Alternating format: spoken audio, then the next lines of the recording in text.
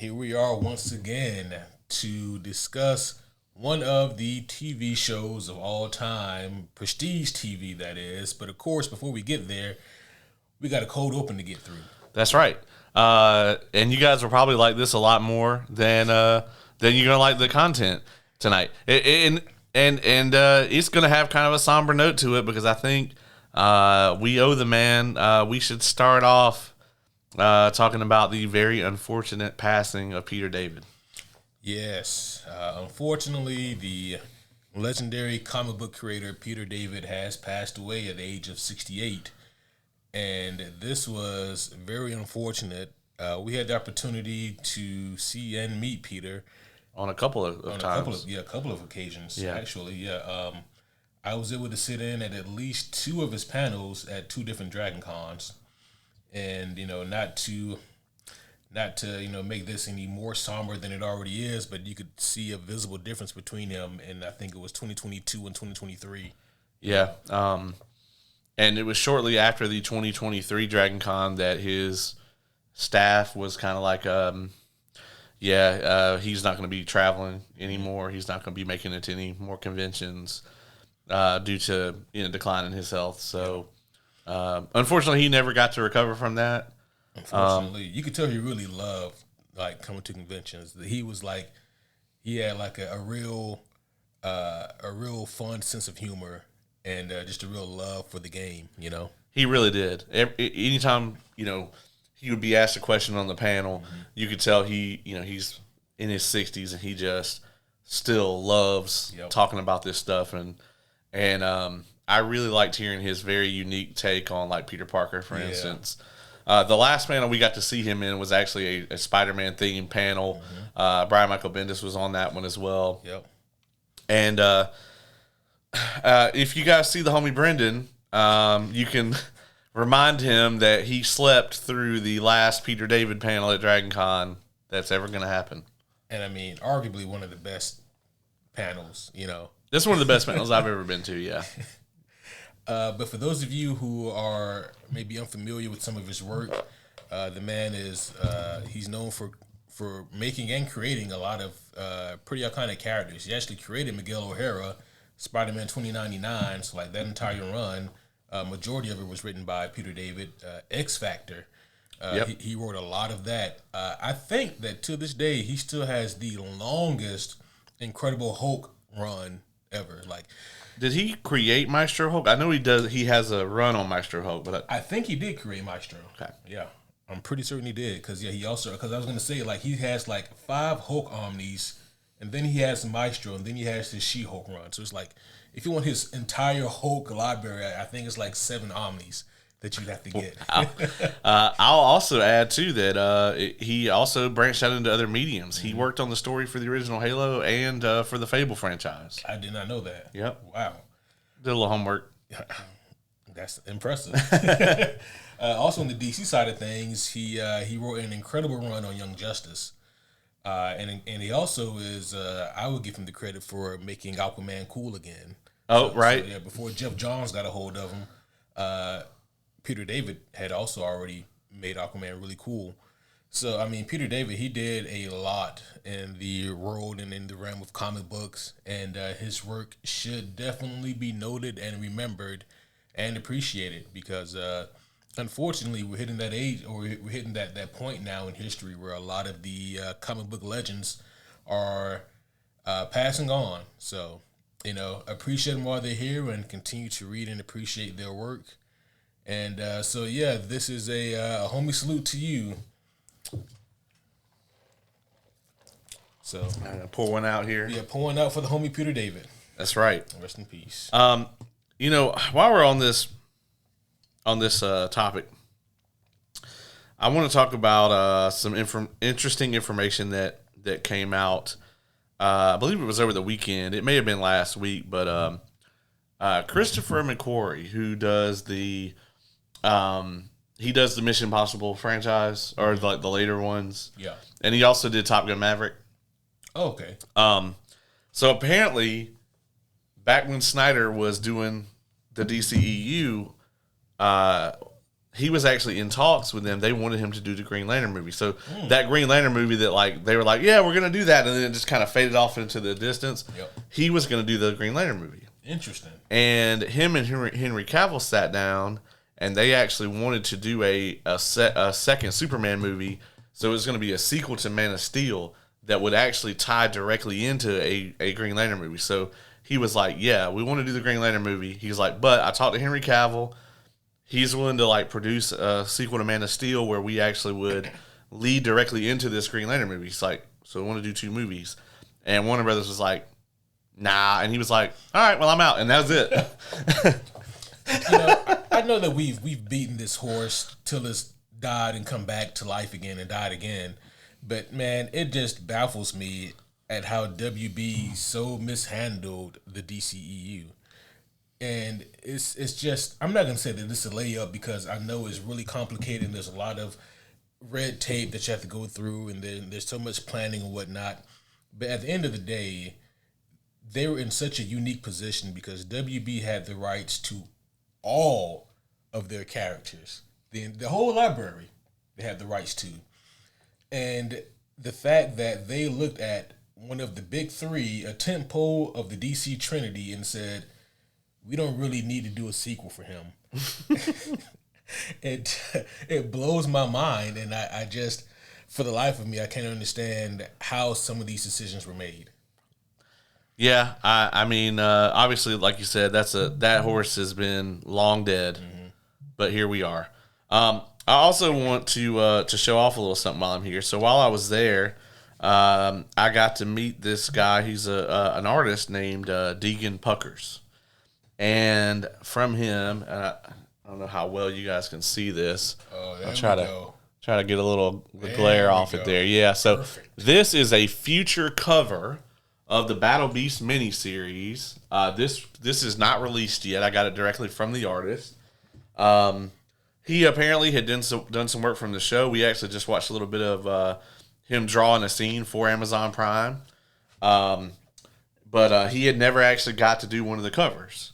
Mostly because by the time he actually started working with them, like the comics were already all out. Yeah. But now they're doing this Battle Beast series, and I was not even aware they were making a Battle Beast series. Yeah, so I heard about this maybe 18 months ago, and then like nothing ever really came of it. So I kind of forgot about it. And then you called me a couple of days ago asking me that I know about this Battle Beast miniseries, and I was like, I heard something about that like a long time ago, but they haven't done anything. And apparently they have. Yeah, I think this cover is coming out in July. The issue's gonna have this cover, like apparently it starts off in the show. Spoiler for season 1 of Invincible or a really old Invincible comic. Mm-hmm. Battle Beast shows up when you first see him, and this is all Robert Kirkman originally was going to do with the character. Mm-hmm. He shows up, he beats the shit out of everybody, and he's like, I'm bored, deuces, I'm out, and he leaves. Yeah. And so, like, apparently the miniseries actually picks up right there, and I guess covers the time from then until, like, you see him show back up in, like, I guess you're going to figure out how he ends up in a Viltrumite prison. Yeah.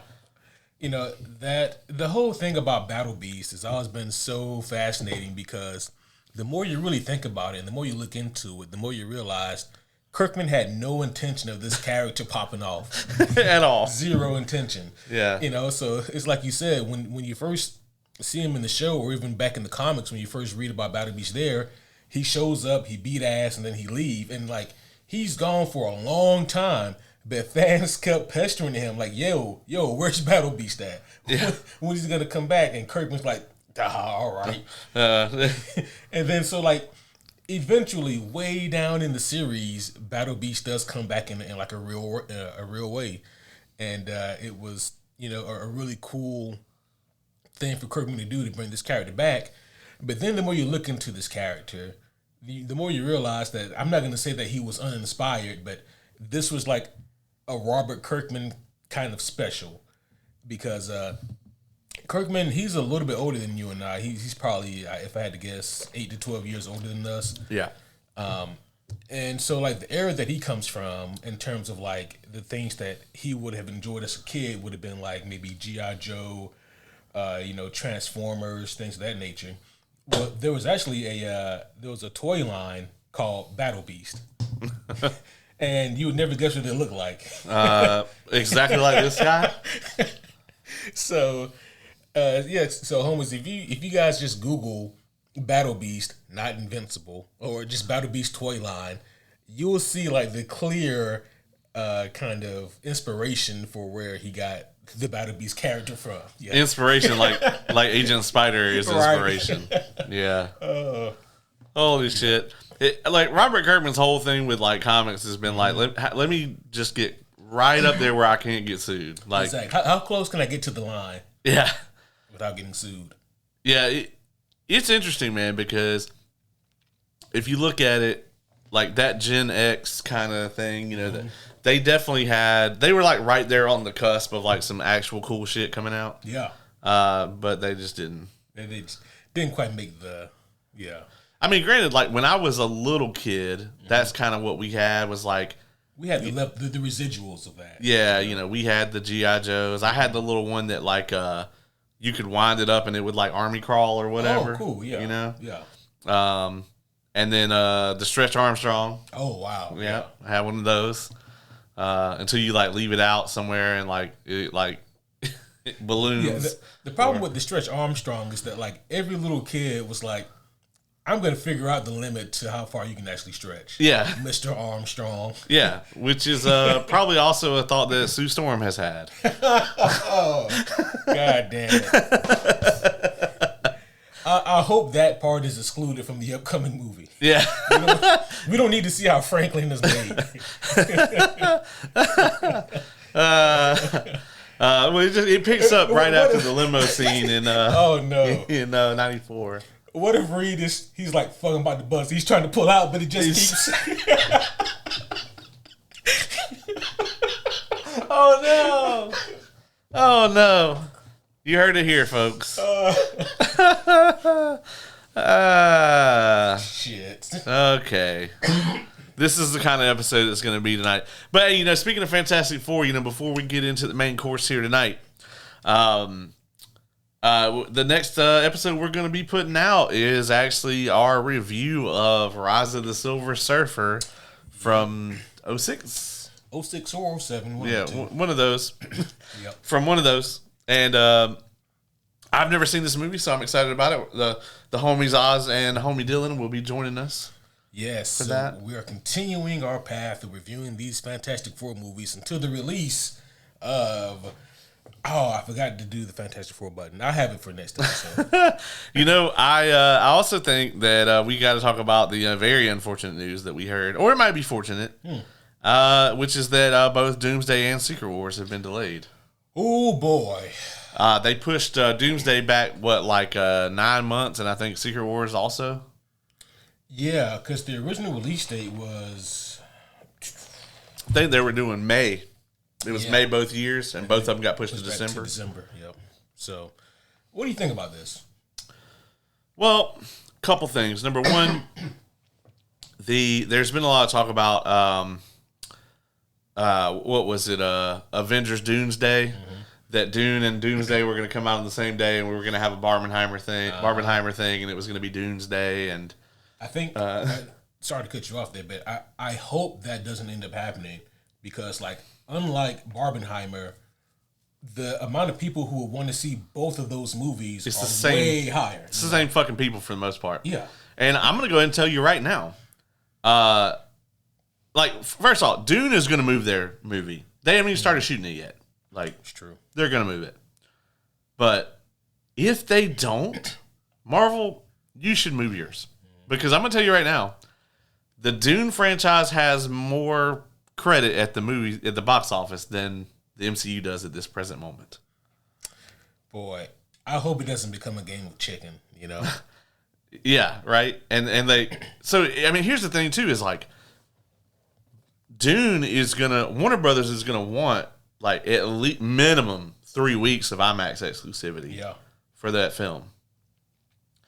And Disney is gonna mandate the same thing. So, they're gonna have to you can't just go, I'm gonna move it to the next weekend. You gotta put that shit out in November. I think that Warner Brothers will move the date. Yeah, and see, here's the thing about that though. It's are they going to push it back to January 2027? Because January, and I'm not saying this means anything at all typically, but January is typically a dead month for movies. That's when, like, you know, you get a lot of your kind of, I don't want to say throwaway movies, but throwaway movies, you know. Right. Yeah. So, yeah. I mean, they can come out in January. It'll just be like a rare thing because in most cases, like your marquee movies come out either late spring, midsummer, or holidays. Yeah. Didn't like Top Gun Maverick come out in January when they had that crazy run, that historic run? They might have, but that was also like, was that still pandemic era? It was like, well, that was the movie that kind of ended. Yeah. The pandemic slump, because I mean that movie made it was like it was on top for some crazy like 20 some weeks or some shit. Crazy run. Yeah. But yeah, I mean, I am hoping that this means that they are going to possibly put Spidey out first and have it tie into Doomsday in some way. If they don't, man, I'm telling you right now, like I think Thunderbolts got them a lot of traction.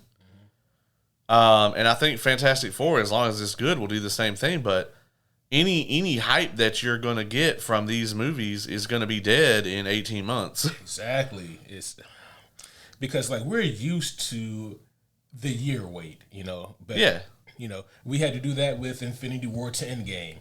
I mean, we had some movies in between, but like still, it was Infinity War. We had to wait a whole year. Endgame, you know. Yeah. So we're used to that. But man, 18 months to get to Doomsday is a bit of an ask.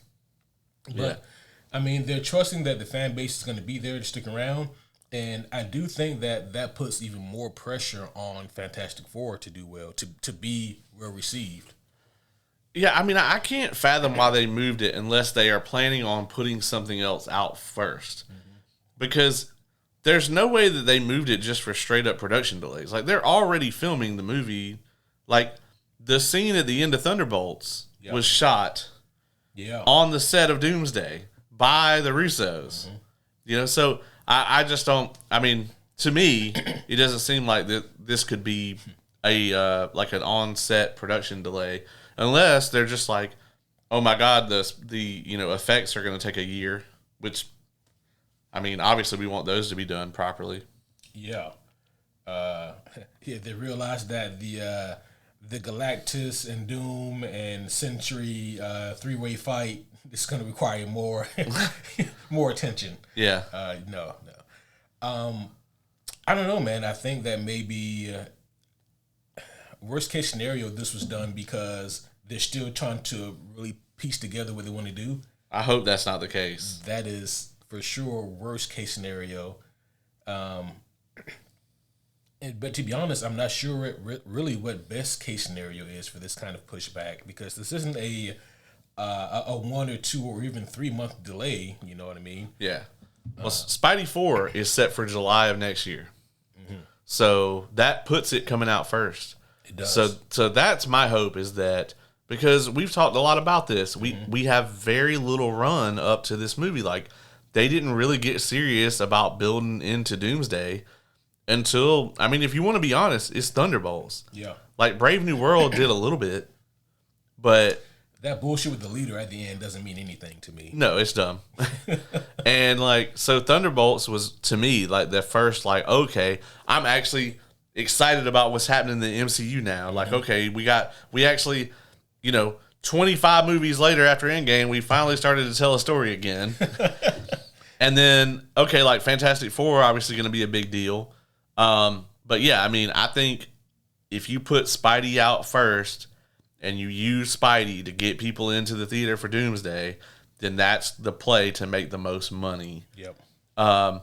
Because people are going to show up for Spider-Man. Oh, yeah. He's kind of immune to the bullshit y'all have done to the MCU. Like, he really is. I mean, you talk about Maverick being the movie that broke like that curse from the pandemic. Spidey did it even before that. Yep.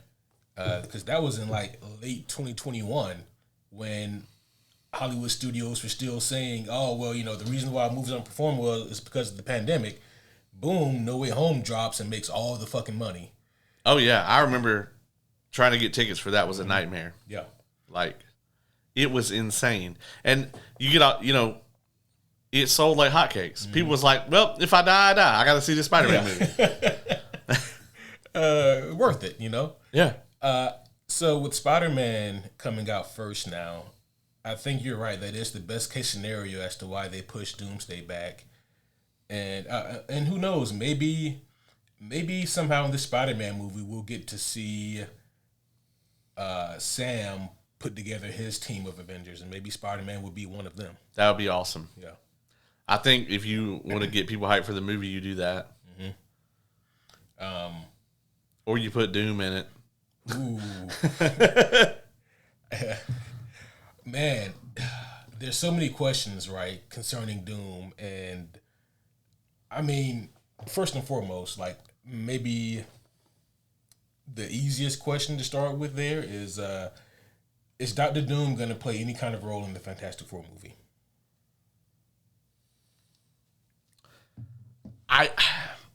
I don't know. I hope not. Mm-hmm. Like, I would hope that we either get maybe a brief cameo, or maybe he's in the movie a little bit and we kind of get just a little taste of like what would kind of drive him into Doomsday. Yeah.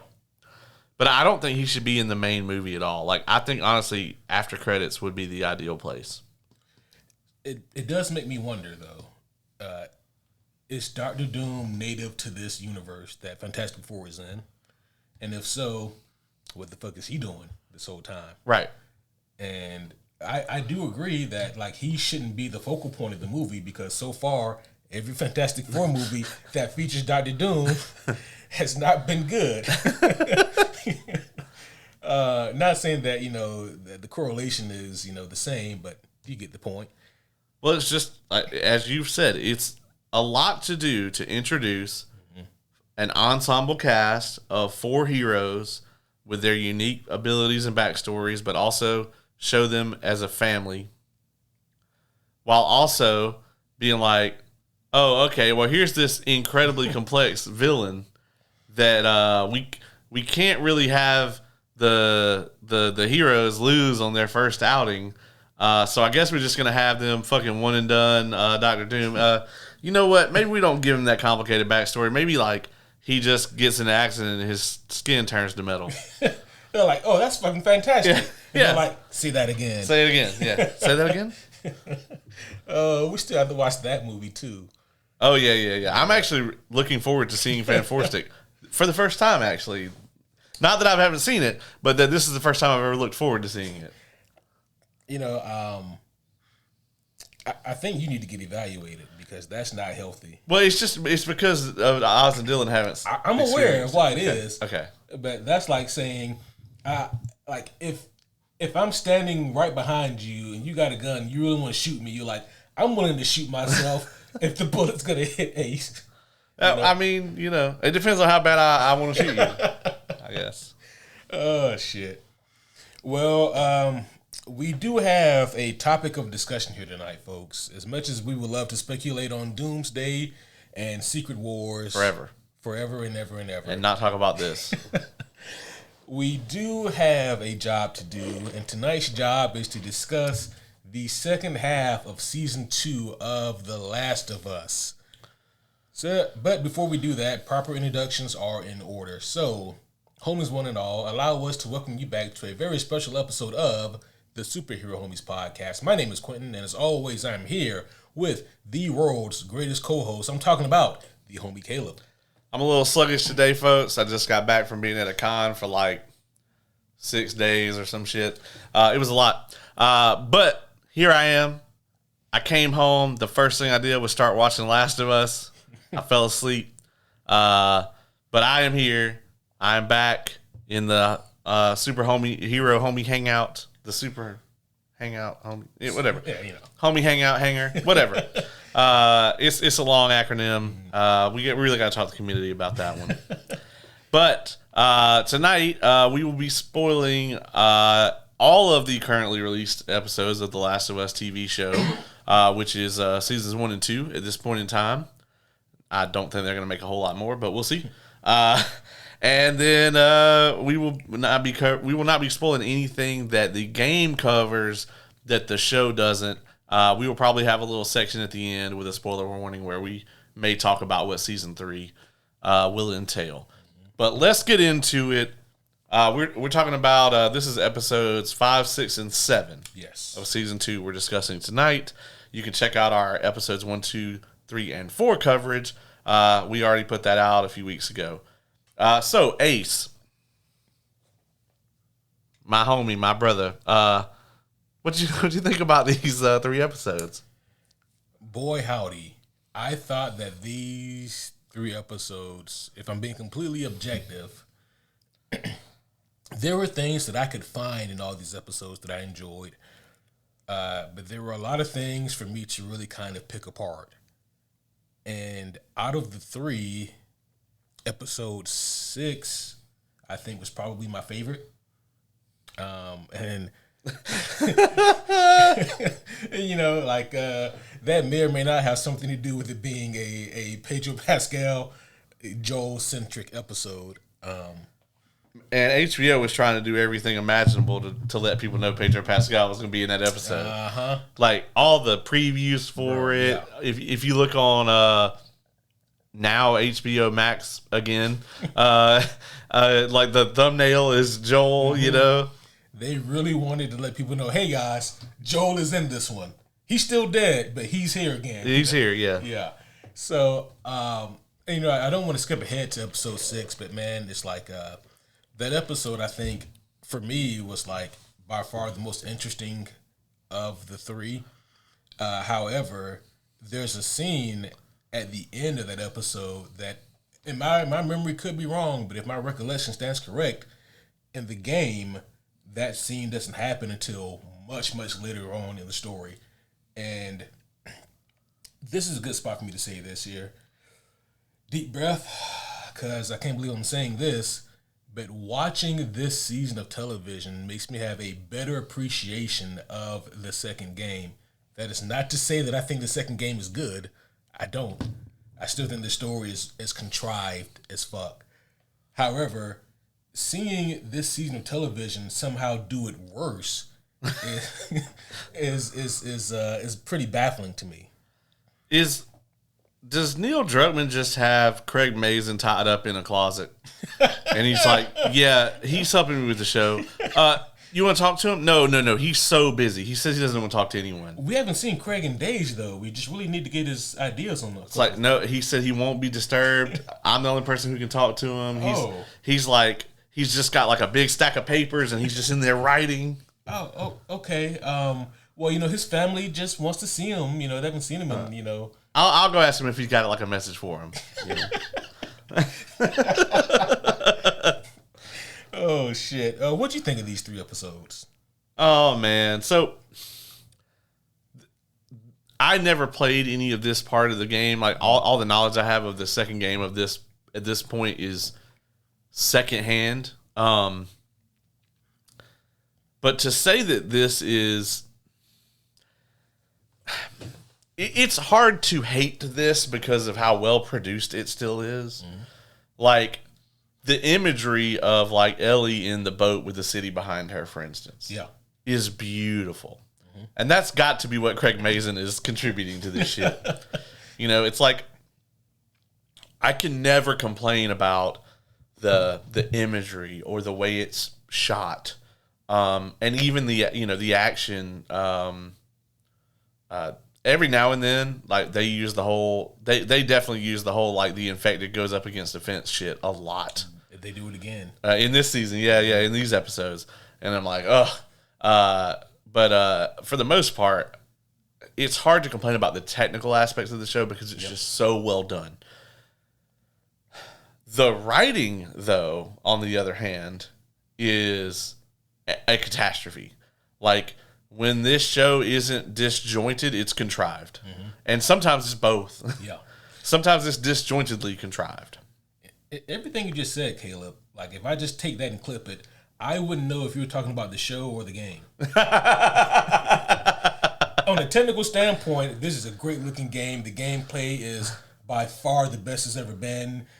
Technically this game it is definitely enjoyable, but man, when it comes to the writing, it's fucking horrendous. So it's just funny how that can be interpreted. Yeah, I mean, not to jump around, but it's like, the contrived nature of it is just absurd. It's like, okay, they get themselves in this bad situation, and Jesse just happens to be there. Yep. Just like earlier in the season, oh, well, they need to sneak into this fucking city that's got thousands of people in it and like armed patrols and everything. But the one guy they're looking for just happens to be right here and with somebody who yelled his name out. Mm-hmm. I often wonder, what if there was somebody else in the community also named Joel? He'd probably be dead. Yeah. Yeah, they'd be like, he would be so confused. But I don't know who you are, man. I know you don't, but you knew my dad. No, I did not. I really don't.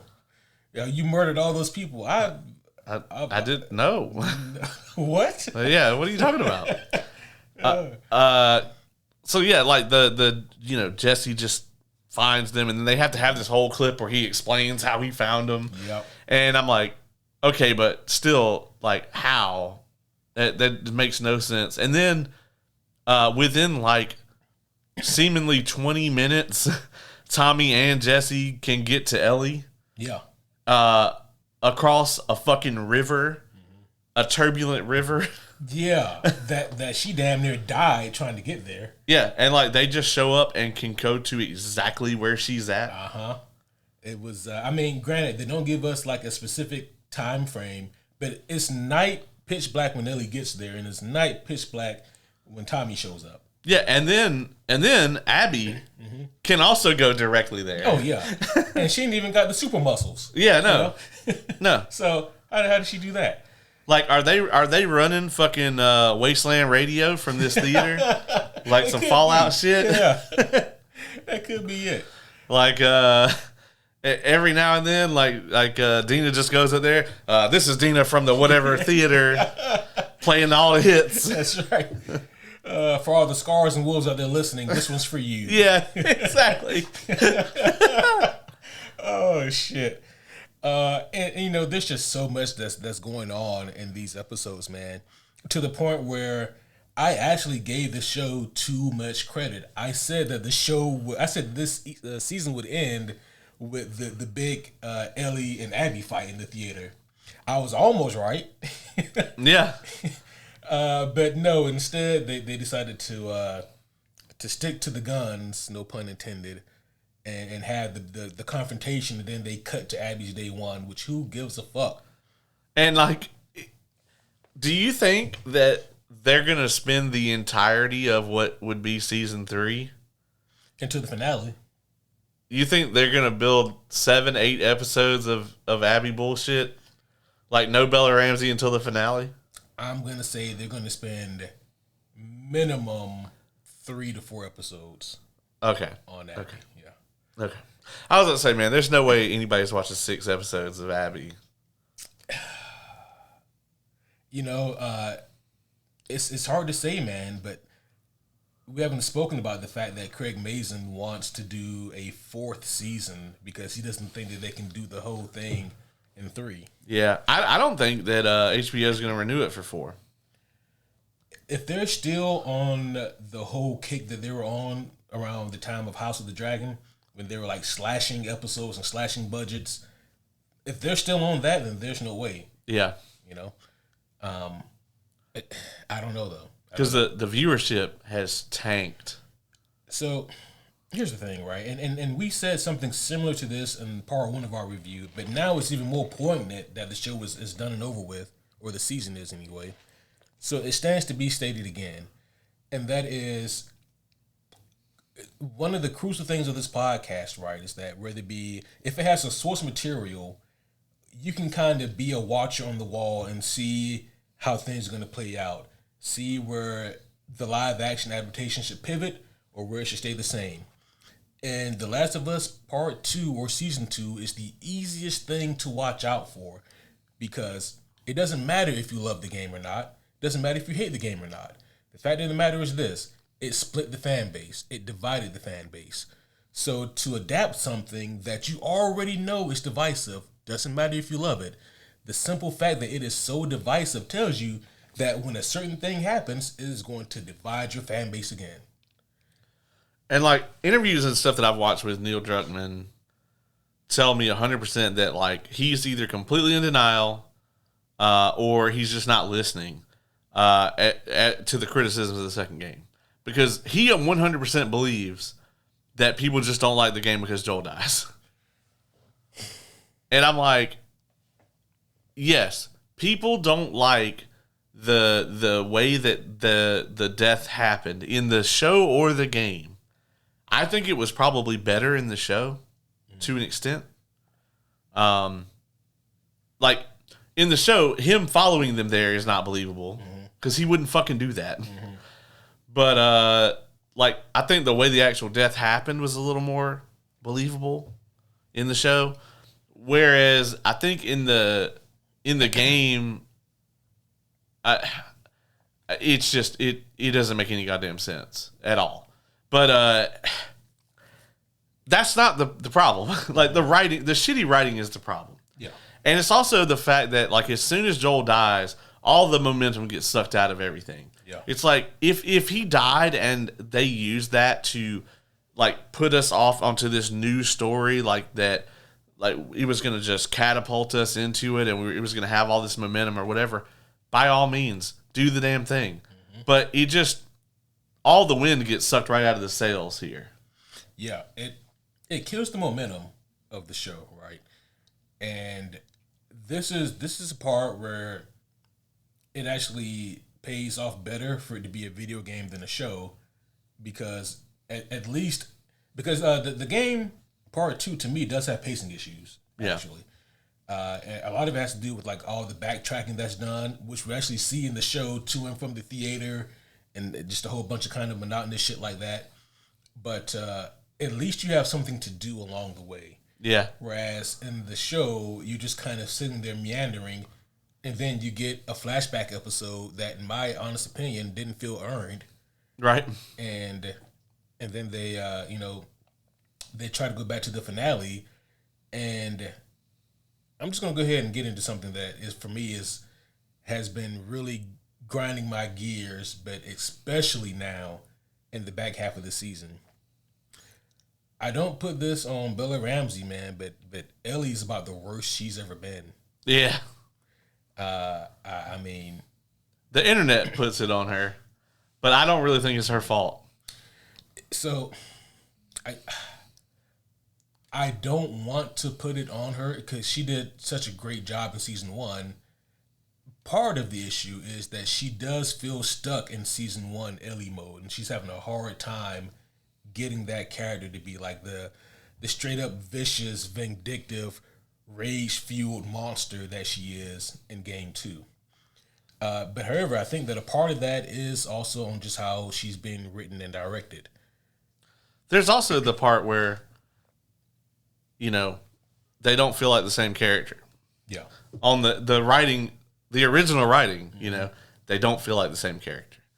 And it's not to say like people don't grow and change, because they absolutely do. Yeah. There's lots of people that have gone from like, all right, I'm not going to describe Ellie as like a sweet, innocent kid, but like a naive kid, to like a fucking evil adult. Like that's happened. Yeah. But, I got to say here that them putting the flashbacks where they put them just makes it that much worse. Because it's like, okay, you've got episode 1, sure, whatever. Filler. It didn't feel like anything happened. Episode 2 was the thing. We all knew they were going to do the thing. Episode 3, I think. 2 and 3, probably my favorite of the season, I think. 4 was awful. And then, so you got 4 is awful, 5 is not much better. Yeah. And then you get 6, and you're reminded of how good this show used to be for an hour. Yeah. And then you're like, oh, by the way, we were telling you this other story, so let me go ahead and... Yeah. Yeah. And the reason why I say things like this show makes me appreciate the game more, which is, again, a wild thing for me to say, but it's because, like, at least the game was consistent with how much they wanted things to be shitty. Yeah. It's like in the show, Ellie, which here's the other crazy thing about this, right? 5 years ago, I did a review of The Last of Us Part 2. And in that review, which you guys can find on Patreon, I said specifically this. I said, everyone in the game is either an idiot or an asshole. Somehow in this show, they make Ellie both. Yeah. And I do not like that one bit. Like, in the game, she was just an asshole. But she was an intelligent asshole. Yeah. In this show, she is both an asshole and an idiot. She would have been dead several times over. Once she gets bit like every other episode. Yeah. Yeah. I'm going to go out here and get bit by all these motherfuckers, and you run and hide in there. Yeah. And two, without Dina and without Jesse and probably without Tommy, she would have been dead several other times over. Yeah. And I get that, she obviously is still that same character, but she has shown to have zero kind of growth, especially any kind of emotional growth, over the past 5 years that she's been here in Jackson. And there's also moments where there's more moments than not when Ellie feels like she's just kind of living moment to moment. She's having fun and she's joking around and she's, just kind of being a kid again. And it's like that time, that Ellie, that's over. You know what I mean? Right. Like the whole reason you're out here is because you are on a singular focus mission. It's a fucking crazy mission, but it's still your mission. And now you're asking Dina if she wants to go back? It's like there's so many moments like this where I'm like, I don't believe that you really care about this mission. Yeah. Before you left, you said that you wanted to kill every one of them, especially Abby. And then it comes time to do it, and you're like, I didn't mean to hurt them. It's even worse than that because fucking, you take the flashbacks out. 1 episode ago, you were beating a girl to death with a fucking pipe. Like, in the hospital. Like, and then you were loving it and talking about how easy it was and how good it felt. But then you like accidentally shoot 2 people who were actually more involved in the shit than that person was. And you're like, oh, no, I'm sorry. And now it's a problem. Now it's a problem. Yeah. Granted, I in a vacuum, I like that scene. Because to me, that is how Ellie would have reacted if you take out all the other shit, right? Yeah. Like season 1 Ellie had done that, that's how she would have reacted. Had these just been 2 random raiders, she would have reacted like this completely. Yeah, but like the people that she's here, I mean, yeah, she would have been like, fuck, I meant to get the information out of you before I shot you. Yeah. But yeah, this Ellie is wildly inconsistent, and I think the internet is blaming that on Bella Ramsey somehow. And granted, yeah, I agree. Like, most of the time, I'm not convinced that she's this, like, rage-fueled character. But she's not being written that way. Right. It's not coming across like that. Yeah.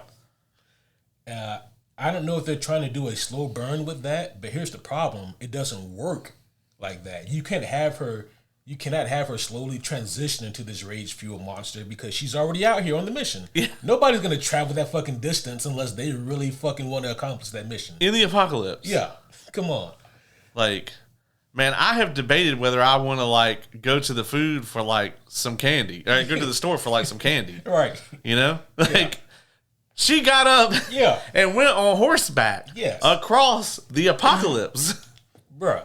Like, because it's like, in your scenario, you're thinking, man, I really got a sweet tooth right now. I can just run to the corner store right quick and, grab me something. It's like, man, but I really don't. Yeah, wanna... like, do I really want to put on my shoes and then I gotta? Yeah, man, it's about to rain out there, Yeah, So, for Ellie to commit herself to this kind of mission and to go out there willy nilly, you know what I mean? She has to firmly believe and be focused on that mission. But it's like here, man, she's just having fun. I mean, I'm not gonna say she's just having fun, but like she is way too jovial at times for what this is. And she also agreed to leave. Mm-hmm. Like when Tommy and them were like, "It's over, we got to go back." She's like, "Yeah, cool, that's fine. Yeah, we can do that." She was like, "Man, but I really wanted to get Abby though." Well, you know. Oh well. And then it's like, oh well, that's the end of the show. Oh well, here she is. Mm-hmm. Yeah, and then Abby, who went from not being able to be located at all, she just fucking teleports to that bitch. Yeah, the whole thing where what's the guy's name? The leader of the wolves, Isaac. Yeah, where Isaac like can't find her and shit, or any of her crew. Mm-hmm. I'm like, does the game have any kind of explanation for that? I don't remember. Okay. I mean, don't get me wrong. The game also has its inconsistencies as well. Yeah. But those aren't the things that you want to translate. Yeah. Yeah. And I'm just like, okay, well, this really doesn't make any sense. If Isaac doesn't know where the fuck they are, then what are they doing at this aquarium? Doesn't Isaac's people all just come from there or something in the boats? Like, I can't really make any sense of what they're trying to do here most of the time. Like, Abby and her whole crew being missing on this night where what I assume they're going to go and try to kill all the Scars. Mm-hmm. They're going to assault their village or whatever, which, you know, they just happen to be doing right as they're going to kill Ellie. Yeah. Because when that whole thing was going on, I was like, I don't know how she's going to get out of this one. Bruh, that scene was completely unnecessary. Yeah. I think about it. There could be a supercut of this season where Ellie, she's in the boat fighting the waves, right? And then she capsizes or whatever and washes up on shore. You can cut the scene where she's captured by the Scars. Entirely. It does nothing. It does nothing. The only thing it does is let you know that their village is being attacked. Mm-hmm. Which, you can just give us a line of dialogue from a wolf, and that can get that part across. You know? Which, these motherfuckers are crazy. Oh, yeah. By the way. Oh, yeah. Yeah, they're gruesome as fuck. I think in the game, at points, they're even more gruesome. Like, they have the hammers in the show. Never mind. Yeah. Yeah, like, they take the hammers and, like, they'll break your bones before they string you up. It's fucking gross. But that's another thing, man, that really kind of grinded my gears. So, when Jesse, when he shows back up, as contrived as it is, he was almost like a surrogate for me. Because I'm like, I would be pissed as fuck, too, if I had to take my ass way the fuck out here and somehow magically find you, you know. And then there's the scene where, like, this one Scar is about to be, you know, just taken and killed by the wolves, and Ellie's about to go out there. There's like 6 of them. I'm like, you do know these people would kill you if they found you, right? Like, not the wolves, but the Scars too. Yeah. Yeah. The wolves will at least question you first. Mm-hmm. And it's just, I'm not saying that the show can't be nuanced, but if you're going to be nuanced, then it has to be good storytelling to help your nuance. Otherwise, it just looks like you guys are fucking ignorant when it comes to your storytelling. Because Ellie has the audacity to try to obtain some kind of moral high ground here, you know, by doing what is decisively dumb and going out here and trying to save this one Scar who she doesn't know. And, you know, and Jesse's like, what the fuck are you doing? You know, saving Ellie again. And so it's just weird for me because you can't try to have this moral high ground in one notion, and then in the other notion, you're beating somebody to death with a pipe, and then in another notion, you didn't mean to shoot the pregnant lady in the neck, who played a part in your surrogate father's death. There's just so much going on here, man, that makes it really wishy-washy. And again, if you wanted to be nuanced, your storytelling has to be on point. Yeah, I agree. And also, let's not forget, we knew from day one that, I mean, if you play the game, or even if you just know HBO lately, you knew that we weren't going to get any kind of satisfying conclusion to this season. Yep. And I think the way that they ended it is also not excellent. I don't think it does anything. Like, for me, I feel like the people who were sitting around writing this shit out thought that that little sting they gave us at the end where they, Abby walks into the stadium and it pops up like the day one or whatever, that was going to be like some dun, dun, dun. But like, I was just like, yeah, I don't want to see that. I think about it like this. Like, imagine if, going back to Infinity War, we see Thanos get all the gems, and then as soon as he goes to snap his finger, we get a flashback to young Thanos on Titan. He got some Jordans on. Yeah. And you're like, just wait 1 year, guys, and you get to see what young Thanos does. And then, we spend the whole movie with that. Then we get Endgame Part 2. Yeah, yeah. That's kind of the equivalent of what they're doing here. Yeah, this was a bad spot at the end of the season. I would have changed the order of operations, right? Because in the game, that is how it happens. You get this moment, this soap opera moment where there's like a gunshot and then bam, and then we go to Abby's day one. I'm pretty sure that is actually how it happens in the game. However, like chronologically speaking, this is also when we get the Ellie and Abby fight in the theater. Right. The first of 2 times that they actually fight in the game.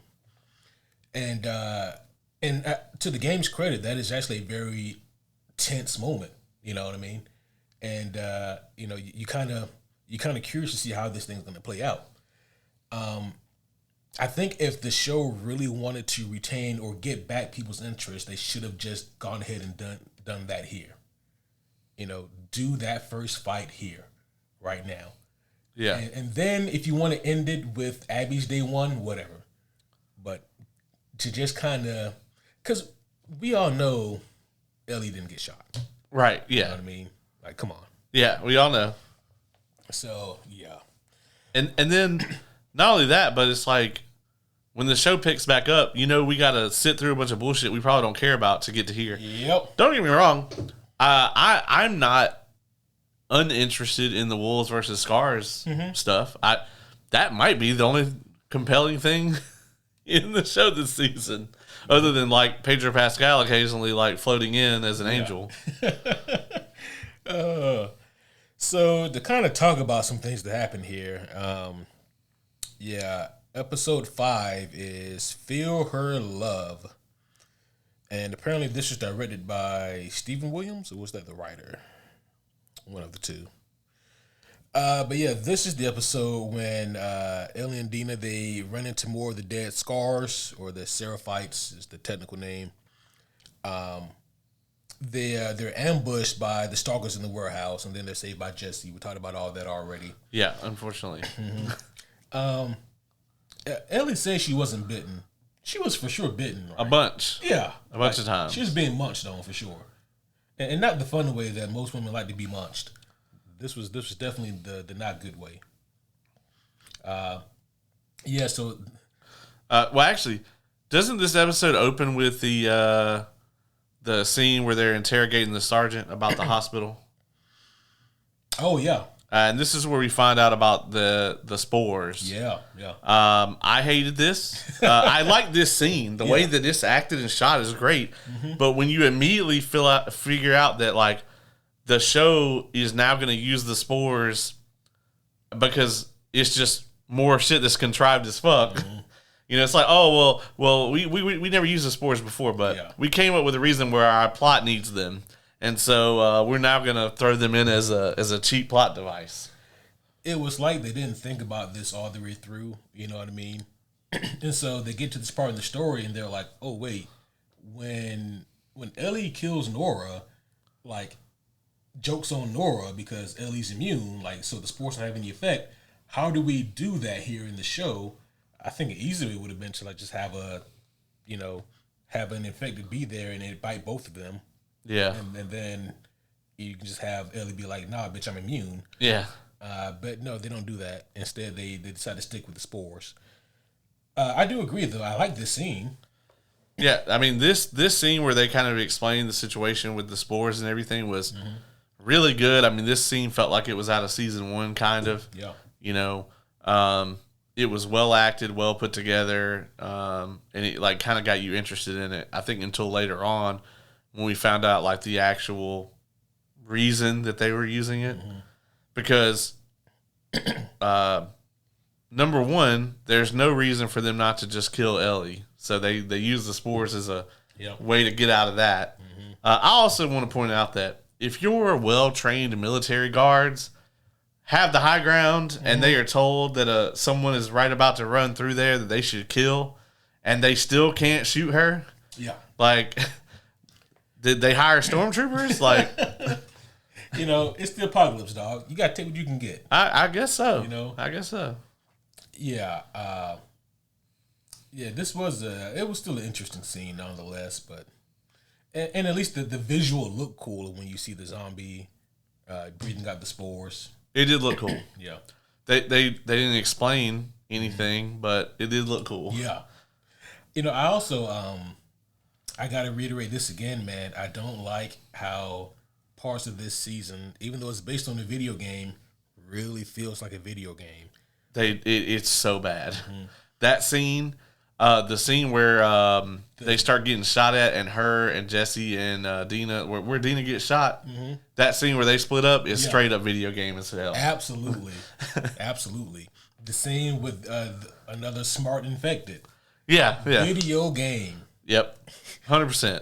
And the reason, guys, why that's bad is because even though this is based on a video game, it breaks the immersion. It's different in a video game because you are controlling the characters, and it's up to you to make sure that the character gets out of the situation, and that is the challenge that is presented in a video game. But in the form of a TV show, it just breaks that immersion, and then you remember that, okay, it's making it hard for me to be super invested in this story when they're using video game logic in a TV show. So, yeah. I'm not sure how I feel about how they're handling the whole Jesse, Ellie, and Dina dynamic either. Nope. Yep. The fact that poor Jesse, first of all, like we hinted around this when we did a part 1 of season 2 review, where we very coyly discussed Jesse's gonna die, and then he shows up in Seattle, and he's like, listen, I can't die. Yeah. I can't die here. He says it like 4 times. He's like, no. So I'm about to be a dad. So listen to me. I can't die.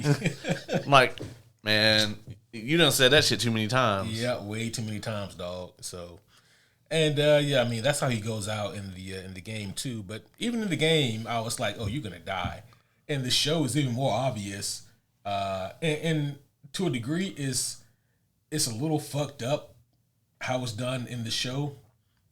So going back to, I think, episode 4, I critiqued this scene for different reasons than the internet does. The whole when Ellie's like, I'm going to be a dad scene. Oh God. Yeah. First of all, I don't know who wrote that, but what the fuck. Secondly, Ellie and Dina had been dating for all of 12 minutes by that point, and I don't know about you, dog, but like, if I really like a girl who I've been seeing for 3 weeks, maybe known her for longer, but we've been relationship proper for maybe 3 weeks. Yeah. And then she finds out that she's pregnant. I know it's not mine. She right. knows it's not mine. I'll make a multiple choice for you. Do you think my response would be, A, I'm going to be a dad, B, damn, that's crazy, or C, good luck with that, or D, options B or C? I'm gonna go with D. That would be very correct. Yeah, it's like, well, you got some shit to figure out, It's like, man, that's tough. Yeah, so do you want to smash again, or you need to go handle this? Yeah, one for the road. Yeah, yeah. Yeah, it's like, well, well, I mean, I guess you can't get pregnant, so. Yeah, so. Raw it is. But the thing that bothered me, though, it wasn't even that. Like, that was just kind of whatever. The thing that bothered me was that they would mention Jesse like he was, like, sure, I mean, he might be around for this, whatever. But we're going to be parents. And I'm like, that's really fucked up. Yeah. Yeah. Super fucked up. Yeah, when I saw that there was some vitriol or whatever around her, I'm gonna be a dad comment. Yes, it was a stupid line. Is it in the top 100 problems with this season? No. But like obviously there are other motives on the internet as to why people had an issue with this, and I mean that's just dumb, and it distracts from the real issues, right? Which is that the writing on this show has gone completely to shit. Yeah. And I mean, for example, again, to give the game more credit than I mean to, the way it's handled in the game is just way, way superior. Because Ellie, she's freaking out, and not the good way, but she's like, "Are you serious, Dina? What the fuck? You're pregnant? Oh, what the..." Like, she's not ecstatic about it. She's like, "I have this mission to do. You're supposed to help me, but now you're in this situation." And, she's more thinking, "What the fuck am I supposed to do then? Because I don't want to endanger you." It's not this super joyous, oh my gosh, we're going to be parents type moment. I will say that I did enjoy Jesse's conversation with Ellie, where he kind of talks about her being a selfish bitch. Yeah. In not so many words. Yeah. And he's just like, yeah, I mean, I could have gone off and done my own thing too, but like, that's not, how I was raised in Jackson. Right. And I mean, yeah, obviously Ellie was raised in the fucking Fedra Boston QZ. She got a little bit different outlook on things. It's kind of you take what you can take. But at the same time, I mean, it just kind of goes to further villainize Ellie here. Yeah. And to a degree, I understand that's what they're trying to do here, because that's kind of the whole modus operandi of the second game, is to, over the course of it, kind of villainize Ellie and make Abby, put her in a more sympathetic light. Again, I think it's fucking ridiculous. Yeah. But that is what the game is trying to do. So when you see it being done in the show here, the problem is, like, it all feels so flat and damn near accidental, it doesn't make Ellie looks like an asshole because that's just who she is, instead of she's doing these asshole things because she's so hurt that her dad is dead, Right. She just wants that vengeance. That's not really the case here. We spoke a little bit already about the scene at the end of this episode when Ellie beats the ever-living shit out of Nora. Yeah. She's like, "You about to be the most crippled infected in this hospital."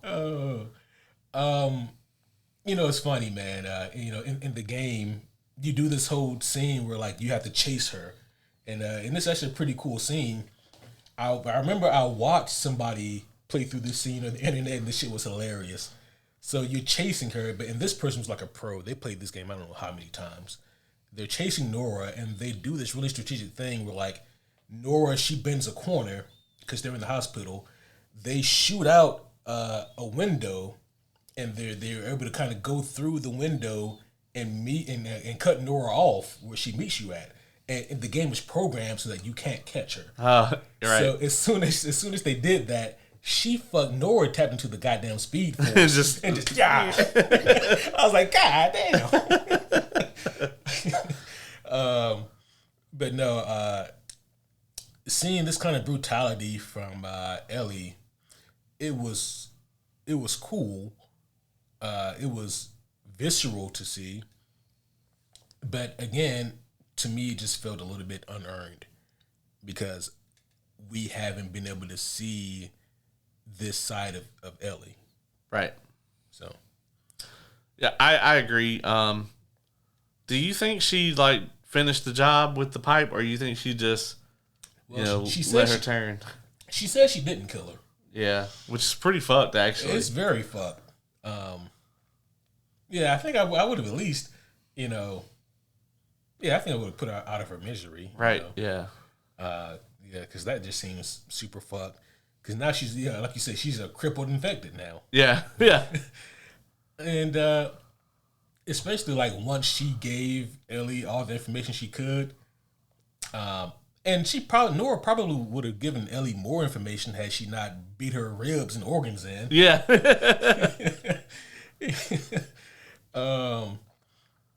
I do like in episode 6. I don't know where she got that method from. No, episode 7. I don't know where she got the method from, but Joe does the same thing when he's interrogating the two guys. Yeah, the map. And I'm like, did Joe show her that? You're right. Because that's kind of fucked up if he did, you know. But, well, no, actually, Joel did it twice. She was there for the first time. Remember when they're on their way to Jackson originally? Mm-hmm. They're in that house with the older, I think, Native American couple. Yeah. And they do the same thing. Okay, that's true. Yeah, and that scene is a little bit different because Joe doesn't directly threaten them per se. Yeah, he's just like, I want you guys to do it. Point it where we are, and it better be the same, whatever. Yeah. And then as opposed to the one where when he's looking for Ellie, and he like the first guy points it onto the map, and then he just kills them both. Yeah. Episode 6. What is the name of episode? Oh, do you have anything else on episode 5 before we move on? Nope. Cool. Episode 6 is called The Price. In a vacuum, I actually don't mind this episode. Yeah, it is by far the highlight of the season. Yeah. Which is weird because, it's basically a season 1 episode for the most part. This is also something that was a constant for me in the game, which is whenever we got the Joel flashbacks, I was like, oh, this is nice. Right, yeah. And then I cut back to fucking Super Saiyan Rage Ellie or, fucking Abby Zilla, and I'm like, okay, well, I'm back to this. Oh, she goes Super Saiyan Rage, man. Maybe I should pick the game back up. Yeah, you should give it another go. I'm really looking forward to that. How much do you think she can compete with somebody who has 80 pounds of muscle on her? That's true. that she got from her Apocalypse Gym. Yeah, apparently they got that in that stadium she's in. Well, that's all those plants that they're growing. Yeah. That's all for her plant-based protein. Oh, shit. That they just, inject directly into her veins. She's like the fucking Dolph Lundgren of Rocky IV version. Yeah, pretty much. In the vacuum, this episode is quite good. And the way that it's structured, I also thought was really cool. They kind of take a lot of those flashbacks from the game and they condense them all into one, and they add elements to it. They add a lot to it, actually. For example, when it first started, I thought that I had hit a button or something on my remote, and I was watching a different show for a second. Because it starts off with Joel and young Joel and young Tommy, and then their dad. Yep. And I was like, is this the same? Which their dad was awesome. I forget the actor's name. He played Lalo Salamanca. Yep. In Better Call Saul and the Swordsman in the MCU. Yeah. He's a great actor. Right? Oh, man. What is his name? This was a great scene. Yeah. By the way. Yes. Let's see.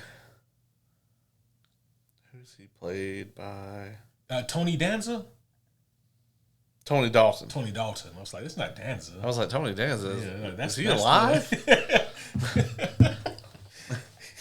Oh, shit. It would be hilarious. Anywho. But yeah, this guy is an incredible actor in pretty much everything he's in. Really love the scene here with Joel, young Joel and him. And I thought that it fed into the episode really well. Mm-hmm. And, of course, we go from there right into Ellie's birthday, right after they get to Jackson. Yeah, then we get her 15th birthday, which, what do you do for her 15th? Oh, is that, got that right here. I'm trying to remember exactly what she does. Oh, yeah, he gives her the guitar. The guitar and the cake. Yeah. Yeah, we see Joel with a bag of Legos, and he gave those to Seth, and I'm like, y'all are using those for toys. They should be traps. Right? Just sprinkle them on the floor, Yeah, even the infected will turn around. Yeah. They'll be like, oh my God. Fucking Legos. Just put a line of them around Jackson. Yeah. Y'all can take that wall down. Yeah, take the wall down. They can't get past that. Oh, shit. But yeah, he gets the cake and the guitar for Ellie here, and that was pretty cool. Him making all that for her. And then the second year, he gets her the chocolate cake. Oh, does he? Yeah, because that's the second year when she's 17. I think no, it's 15, then 16. Oh, okay. Yeah. The 16 is the museum then. Yep, it is. They go to the museum, Space Museum. Yep. The 17 is the chocolate cake and and finding her in there with the other chick. Yeah. The museum scene is the only part that's lifted from the game. And this is pretty much a 1-for-1 in the game. One of my favorite moments of game 2 from a story aspect. It was really powerful. Yeah.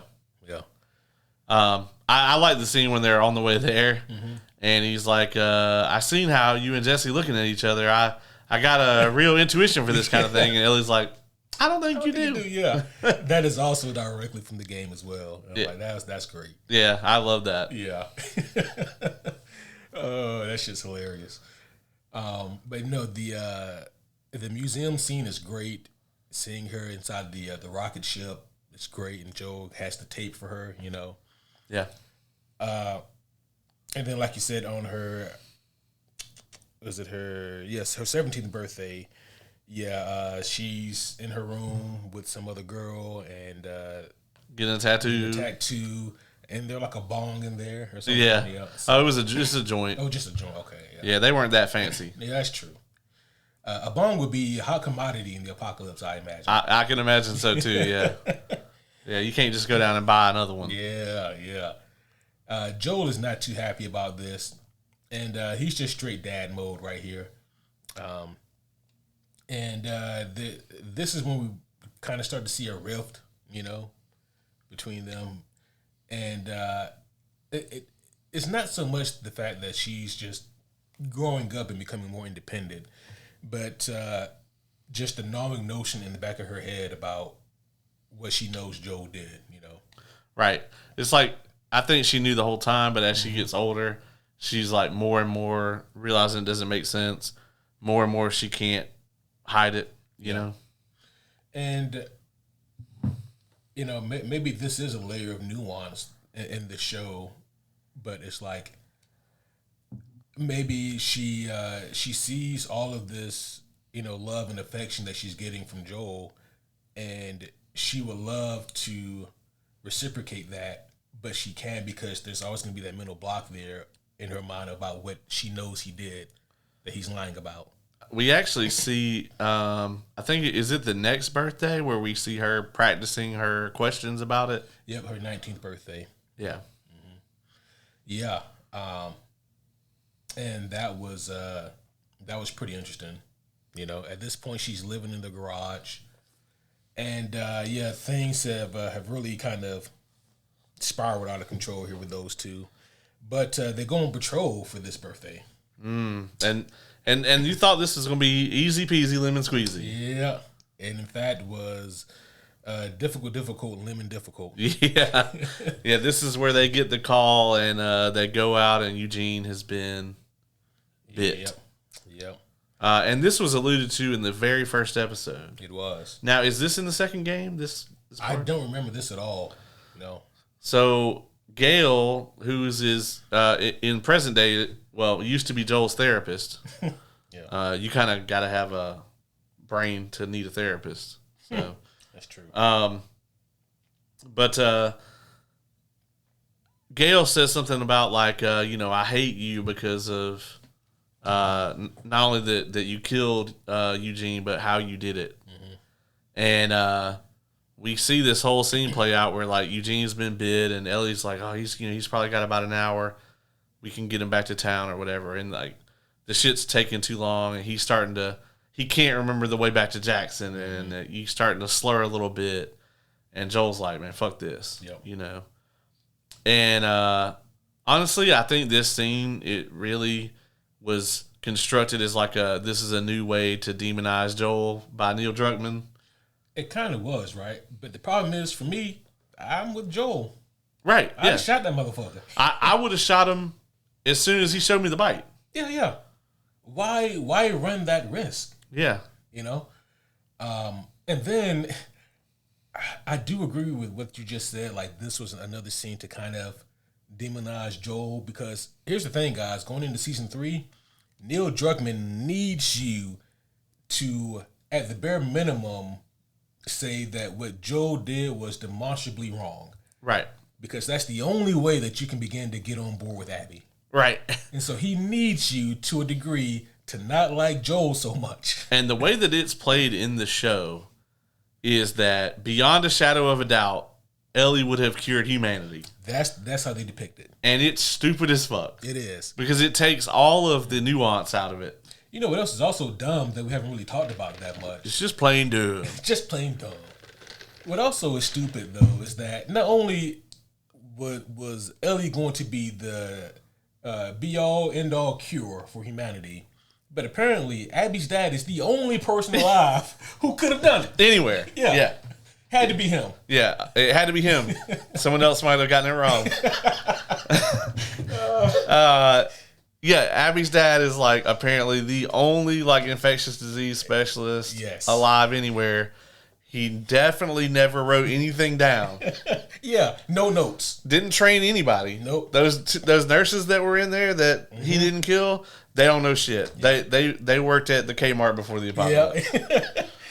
Yeah, they were just there for comfort, really, and for the scrubs. Yeah. I mean, the absolute ridiculously of this concept is unbearable. Yep. And the fact that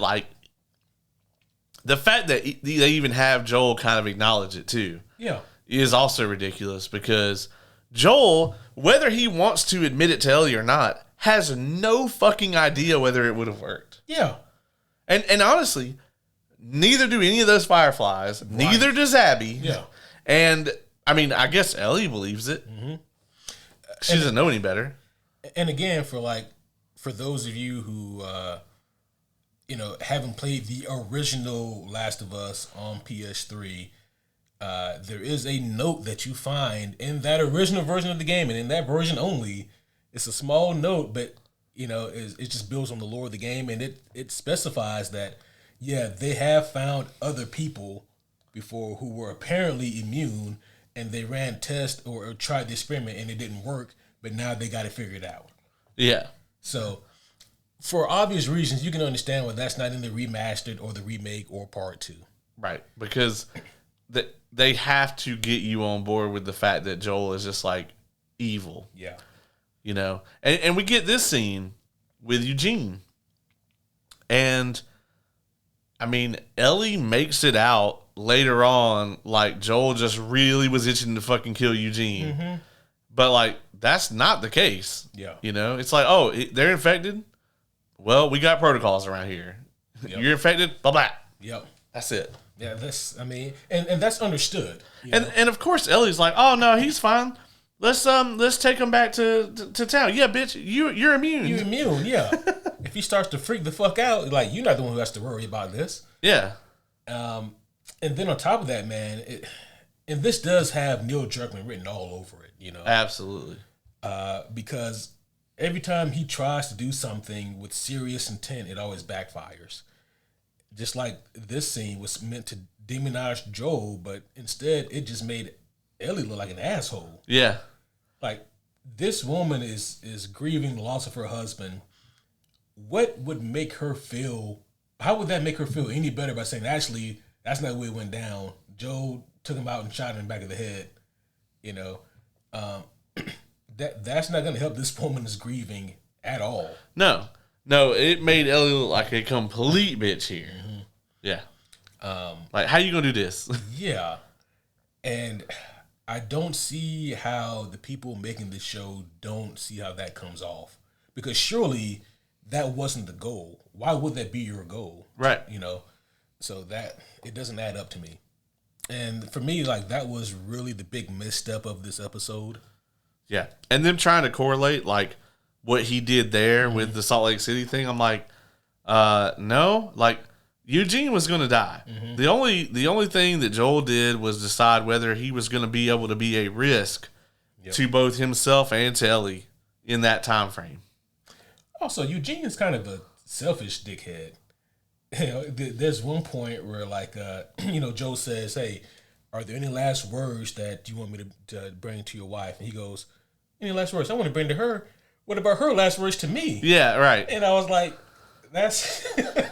Not to mention, Joel also knows you get him to the gate and like bring his wife up or whatever. Mm-hmm. Like, who's to say she's not going to like run up and try to hug him? Yeah. Before you can stop her, and also get bit. And isn't she like the only like doctor that they have? The only psychiatrist, I guess. Yeah. I hope that in that big ass hospital they have, there's other doctors. You a doctor? Fuck yeah, I'm a doctor. I got the scrubs on, don't I? Yeah. I worked at Kmart before the apocalypse. Yeah. Oh shit. And then the way this episode ends, it goes back to the night when Joel punches out Seth. This was also in the game, and this is a good scene. I enjoyed this scene. I enjoyed it way more in the game because of the placement. Right. In the game, this, from my recollection, is closer to the end of the game. Right. And it makes more sense there for how they're trying to tell the story. And then it's kind of like a thing where like, oh, so Ellie, she did end up having this conversation with Joel, and she did know. Putting this right here doesn't really do anything for the story. Nope. All it does is pay off the end of the last episode where Nora springs it on her, like, you know what he did, right? You know he killed that whole hospital of people, and Ellie's like, yeah, bitch, I know. Yeah. What up? Yeah. So yeah, I don't like the placement of that scene because like any kind of emotional relevancy that it would have had, it kind of just dies off, And also, if we're going to acknowledge that what Joel did was just absolutely evil or whatever in the end of the first game, and I'm not saying I condone it. Yeah. I'm just saying that it works so much better if we don't know for sure if a cure could have been made. Mm-hmm. If we know for sure that yes, it would have cured humanity, then I mean, honestly, if I'm Ellie and I find out about this, then I'm gonna be like, fuck this guy. And like, if these people showed up and killed him as a result of it, I'd be like, well, I get it. I mean, sure, you did kind of doom humanity, dog. Yeah. And that's kind of the problem with Neil Druckmann's storytelling, Yeah. Instead, we get Ellie running through the city talking about, where's Abby? Yeah. Where is she? Oh, shit. But yeah, so for those of you who don't know what we're talking about the scene at the end of episode 6 where it's after the big fight or the big hubbub at the dance, and Joe goes back home, and then Ellie, she comes home shortly thereafter, and they're on the porch and they have the conversation about what really happened that day when Ellie was taken back from the Fireflies. And Joe, he tells the truth. I use quotation marks because, like you said, Caleb, Joe wouldn't know that this for sure would have worked. Yeah. Because truth be told, they wouldn't know for sure if it would have worked. Yeah. They were like, to our best guesses, this is our best shot at saving humanity. Yeah. But anyways, yeah, they had that conversation there, and I think it doesn't end with Ellie saying, I don't know if I can forgive you, but hopefully one day. I think it's something like that. She says, I don't know if I can forgive you, but I'd like to try. Yeah, but I'd like to try. Yeah. Which is a good line. It is. And you understand like why that works so much better at a different part in the story. Not right here. Right, yeah. It does nothing right here. Yeah. I agree. So, yeah, that leads us into the season finale. Ooh, boy. Which is called Convergence. Oh, boy. Oh, boy. And apparently this was written by, like, all three of the primary writers. Neil Druckmann, Haley Gross, and Craig Mason. They all get writing credits. Wow, yeah, what a great job, guys. Let me tell you, I am so impressed. So impressed at your work here on the season finale of Season 2 of The Last of Us. I think I liked the season finale of House of the Dragon Season 2 more. Oh, shit. It did have a similar vibe, if I'm being honest. It really did, but at least I'm eventually going to see some dragons fight each other. That's true. In that. Yeah. This is just going to get worse. They're like, oh, well, by the way, here's a cliffhanger, and when we do finally see you in like 2 or 3 years, you can hang out with Abby. Like, dog, I mean, I think maybe I just won't. Yeah, I don't think I will. Yeah. I don't think I will. So Ellie, she regroups with Jesse and Dina, and by the way, Dina's been shot in the leg with an arrow. Looks real bad. A crossbow bolt at that. Yeah. I'm gonna be honest, man. I'm risking the baby if I gotta get a crossbow bolt shoved through my leg. I'm gonna take a little bit of that. A little bit. A little bit of that alcohol. Bruh, straight to the dome. Yeah. You know. Because I guarantee you that shit was rough. Had to have been, yeah. I'd be like, you better get me to the pit. Yeah. Right. Or maybe not. You know. And they at least gonna get the arrow out. Yeah, they're gonna get it out. Yeah, for sure. But yeah, like maybe like in a TV show that has a higher success rate. I mean, everybody on there is mostly fine, you know. I think a patient dies in episode 2. Yeah, that's true. That's true. And then like another one goes brain dead in episode 3. But that woman that got her foot degloved, she's fine. Oh, that was so gross. Just imagine that's your like first day, bruh. Because like for a bunch of them, it is. Isn't that when the one girl faints, or is that a different? Yeah, she faints. It's not when they first show it. It's when they had to like twist it back around or whatever. She was just like, bloop. You know, this isn't the pit review. Yeah, but like if I am just so glad that there are people out there who are willing to do this job. Yeah, because it's not me. It's not me.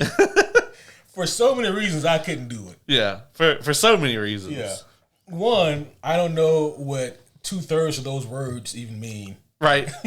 2, you really got to be a good people person. Yeah, and you got to like just be able to retain a fuck ton of knowledge at all times. Yeah. And then like 3, all that growth shit, you know? And then 4, even if you are a people person, you're like, all right, I'll be back in an hour with your meds, should be fine. You come back in an hour and they're fucking dead. Right, yeah. I think that might fuck with me a little bit. Yeah, especially like, that's just a Tuesday, you know what I mean? Like, yeah. My problem would be like, they would be like, yeah, it's such and such and such. And I'd be like, I'll be right back. And I'd be like, let me see what I got to do for this. Like shit, was that 10 milligrams or 10 cc's? You know what? We go in the middle. I would just be like, tell me when it stops hurting. Yeah. Does it still hurt? All right. Well, yeah. Oh shit. Check out the pit. Also, if you're on Max and you're like, maybe I'm gonna watch Last of Us, just scroll down a couple of rungs there in the menu and just watch the pit instead. Watch the pit, for sure. I'm not saying that it's a feel good show, but damn, man, you get some levity. Yeah. I feel better watching it than I feel watching this show in all ways. It's somehow less gory than this show. That is a mystery, right? When I saw the scars like killing that one guy, I was like, why are they gonna hang him and cut him open? I was like, so he can't scream. Okay, I got it. It's a little fucked up. Yeah, right.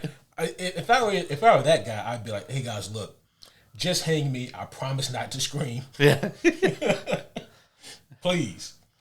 They damn near cut that guy from neck to nutsack. They did. That was gruesome. And like those scythes or whatever they have are sharp as a motherfucker. Yeah. Because like he didn't like rear back or nothing. He was just like, whoop.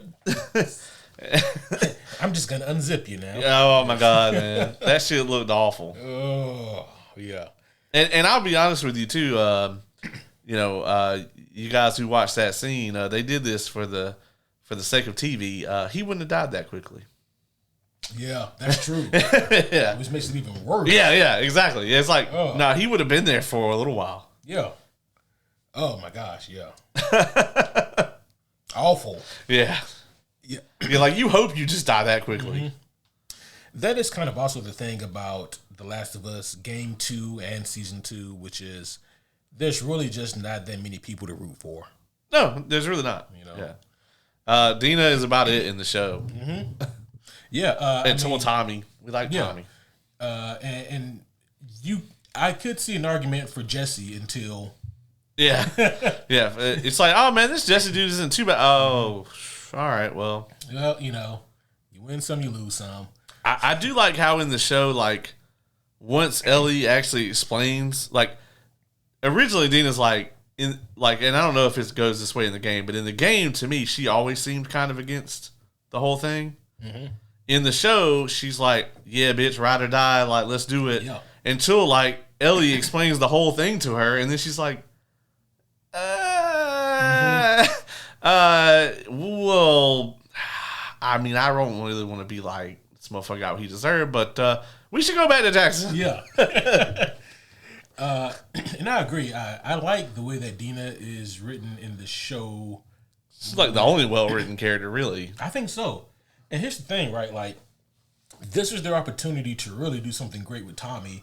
We see him for, maybe 8 minutes total screen time? I was wondering if it was just a stunt double. Like, I was like, is the actor actually even here?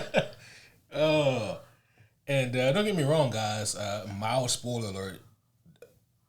I won't even say it because, the way that this cliffhanger ends. But we'll say that for the spoiler field at the end. Yeah, which we're probably about ready to mosey over there unless you got something else. Yeah, we haven't said a whole lot about, we spoke earlier about, Ellie, she gets on the boat when she realizes where Abby should be or where she was. This scene looked great. It did. Visually. It was fantastic. Yeah. And again, I would have bought this scene so much more had we seen that single-minded, focused killer Ellie. Yeah. But it's like a light switch with this character in the show that just turns on and off. Yeah. It's mostly off. It's on when the plot needs it to be. Yep. Because there's no way that like any rational person would get in that rinky-dink boat in that storm and then try to get it over there, But she does. We get that useless scene with the scars when they capture Ellie and then they let her go. Yeah. And then Ellie's like, whatever. Yeah. She's like, oh man, that was close. All right, anyway. We get the scene where she confronts Mel and Owen. Yep. And Owen tries to pull a fast move. Ellie's faster. Yeah. And reach for the sky. Honky. I was doing Woody, but the guy was white, so okay. Yeah, either way.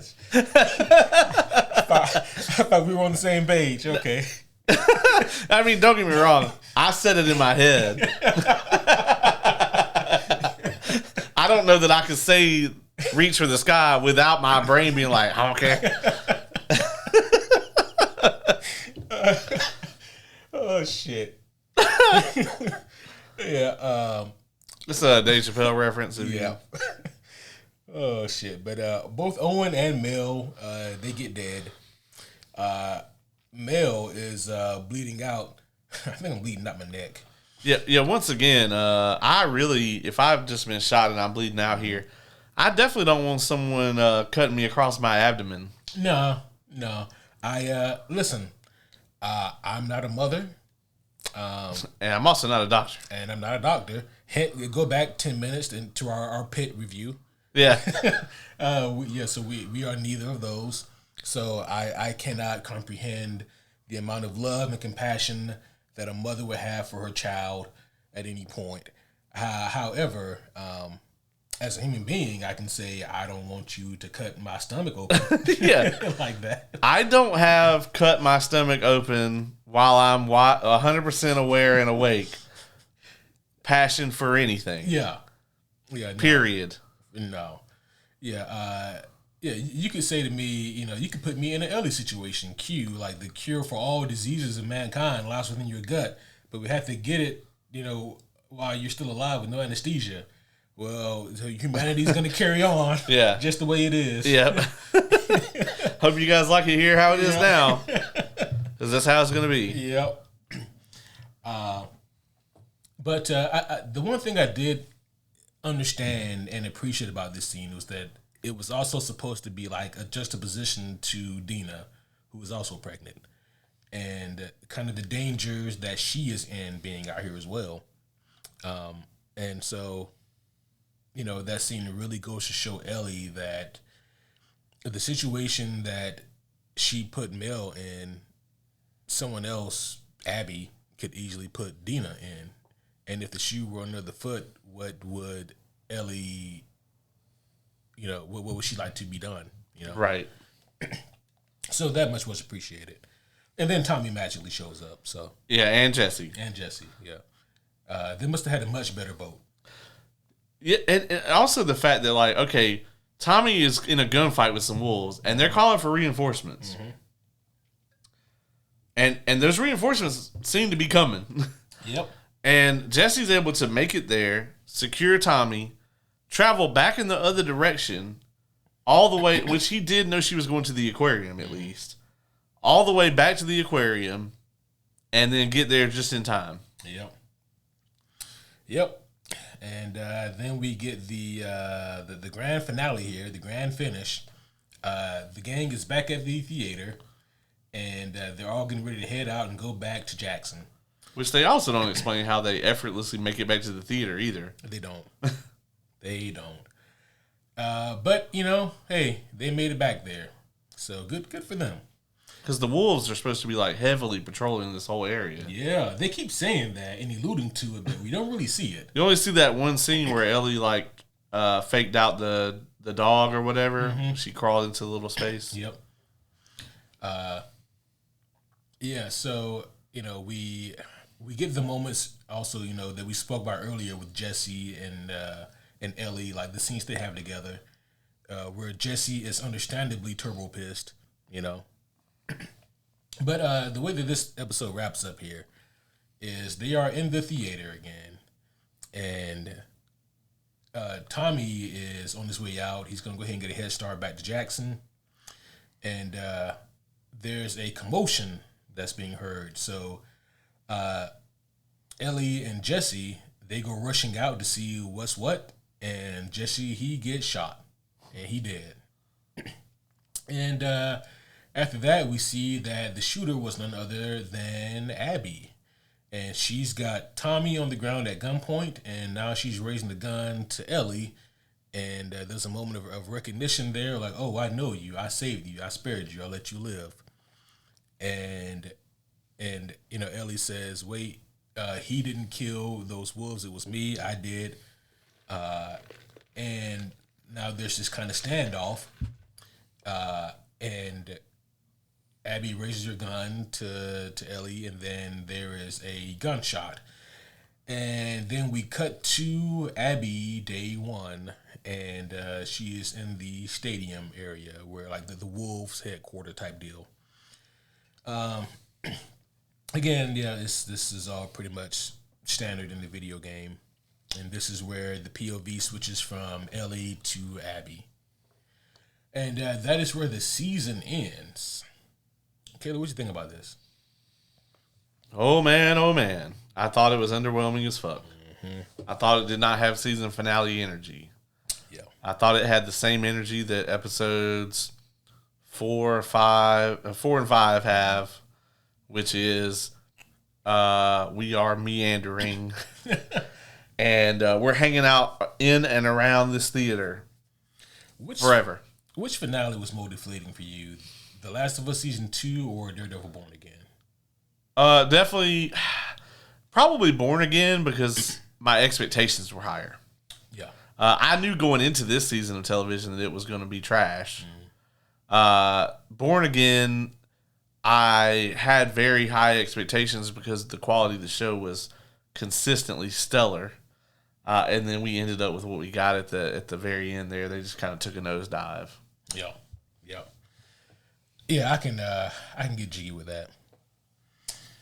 Okay,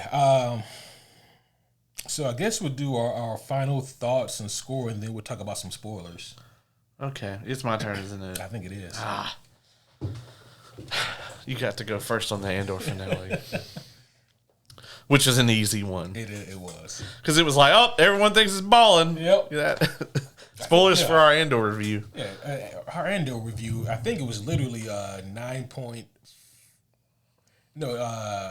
ended up being like a high score, like an 8.5, 8.6, and 8.7.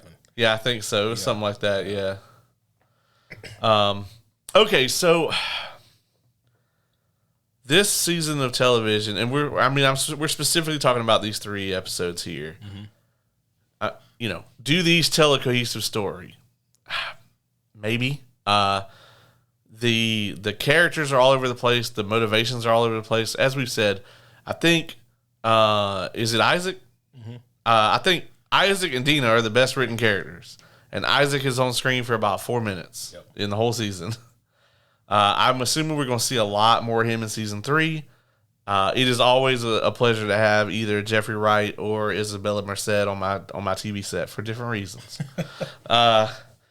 But either way, I like their characters. And obviously the Pedro Pascal, like the Joel flashbacks. Unfortunately though, what those flashbacks really underscore is like just how much this show needs Joel, and maybe even more specifically Pedro Pascal. Mm-hmm. And it just kind of reminds you of like, oh, hey, this show used to be really good before the finale. My problem with all of this, right, is that I know that it's not going anywhere satisfying. It's very difficult to watch a show and try to be excited for the next episode or the next arc or whatever when you already know you're not going to like what it's going to do. I think that this cliffhanger or whatever that they give us, I think it has about the level of excitement as like finding a 12-week-old powdered donut in the couch. God damn. You're like, oh yeah, I remember this. And then you throw it away. And that's kind of what I want to do with this season. It's going to be, I'm going to give it a 5.2 out of 10. There you have it. So it's hard to add anything else to what you said. I think that if I can find a silver lining to this season of television, it is again the amazing kind of viewpoint that this season is somehow worse than the game. And I understand how inflammatory that can be, because there's a lot of people out there who don't like this season, but they love the second game. I don't like either one. And kind of for different reasons, which is weird. And, so far, like, I have to say, man, I think that I would rather replay through The Last of Us Part 2 than to rewatch this season of television.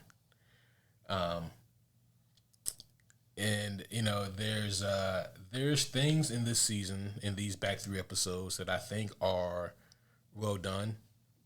Like you said earlier, the production is never a problem on this show. The way that this show looks is always top notch. Like, you can tell that no expense is spared. They do a great job with the costume and designs, except for sometimes when the outfits look just way too clean, and that's just a weird thing for me. I agree. There just aren't that many characters who you actively root for, and that's also kind of a problem. It would be interesting for me to see how the masses react to Abby in season 3. Again, if we're being a watcher on the wall and we look at how the fan base reacted to Abby 5 years ago, if that's any indication, then you guessed it, it would be divisive as fuck. Again. Shocking. Yep. Super shocker. These last 3 episodes did have a few bright points. Episode 6, again, by far, not just the best of these 3 episodes, I think is probably the best of the season. There were a lot of really cool high points there in that Joel and Ellie flashback. And as we mentioned before, it just reminds you that this story is at its best when it is a Joel and Ellie story. This kind of hot and cold Ellie revenge tour is weak sauce in the show. I don't like it in the game, but at least it's consistent in the game. Here in the show, it's just flat. Flatter than, 12-week-old soda that's been sitting on the counter. No one likes that. The way that this season ends, I think, is kind of the death knell in it for me. They ended on such a fucking wet fart that it's just hard to be excited about what's to come. And it was raining outside. Yeah. So the fart had to be wet. So had they picked a different spot to end this at, I think that it would have helped it some. Not much, but it would have helped it some. I think had they had a strong finale, it would have done so much better for it as well. And I'm going to say something that I also said for the Born Again finale, which is just because the story isn't over, it doesn't mean that it has to feel like it is just this really random cliffhanger. You don't have to end the story, but you have to end the chapter. And they did not end this chapter here. Not for me. It's just a weird ending spot. It may work better in a video game, but that doesn't translate well to this live action TV show. I'm going to give it a 5 out of 10. We were like right there together. Yep. There you have it, folks. So now if you're still here, we're going to spend just a few minutes to talk about some spoilers.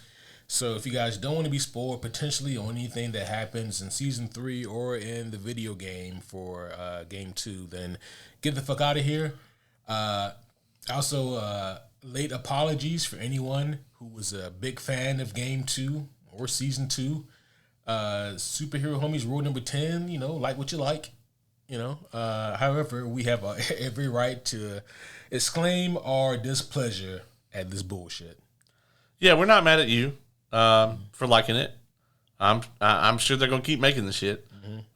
Too much to our dismay. Yep. But when it sucks, and it is our job to inform. You like it if you want to like it. Yep. And it's crazy to me how many people like. I don't think it's a overwhelming majority, but how many people actually really do like the second game? I'm just like I don't get that at all. Bro, me either. It is crazy like how many of them they'll have like debates like, man, what's better, Game 1 or Game 2? Or they'll be like, man, Game 2 is a masterpiece. That's the word that they throw around a lot. Yeah, no. Masterpiece. It took a while for the sequel trilogy also. There was a lot of apologists for Last Jedi. I feel that like when not Rise of Skywalker, but when The Force Awakens came out, I guess it did take a while.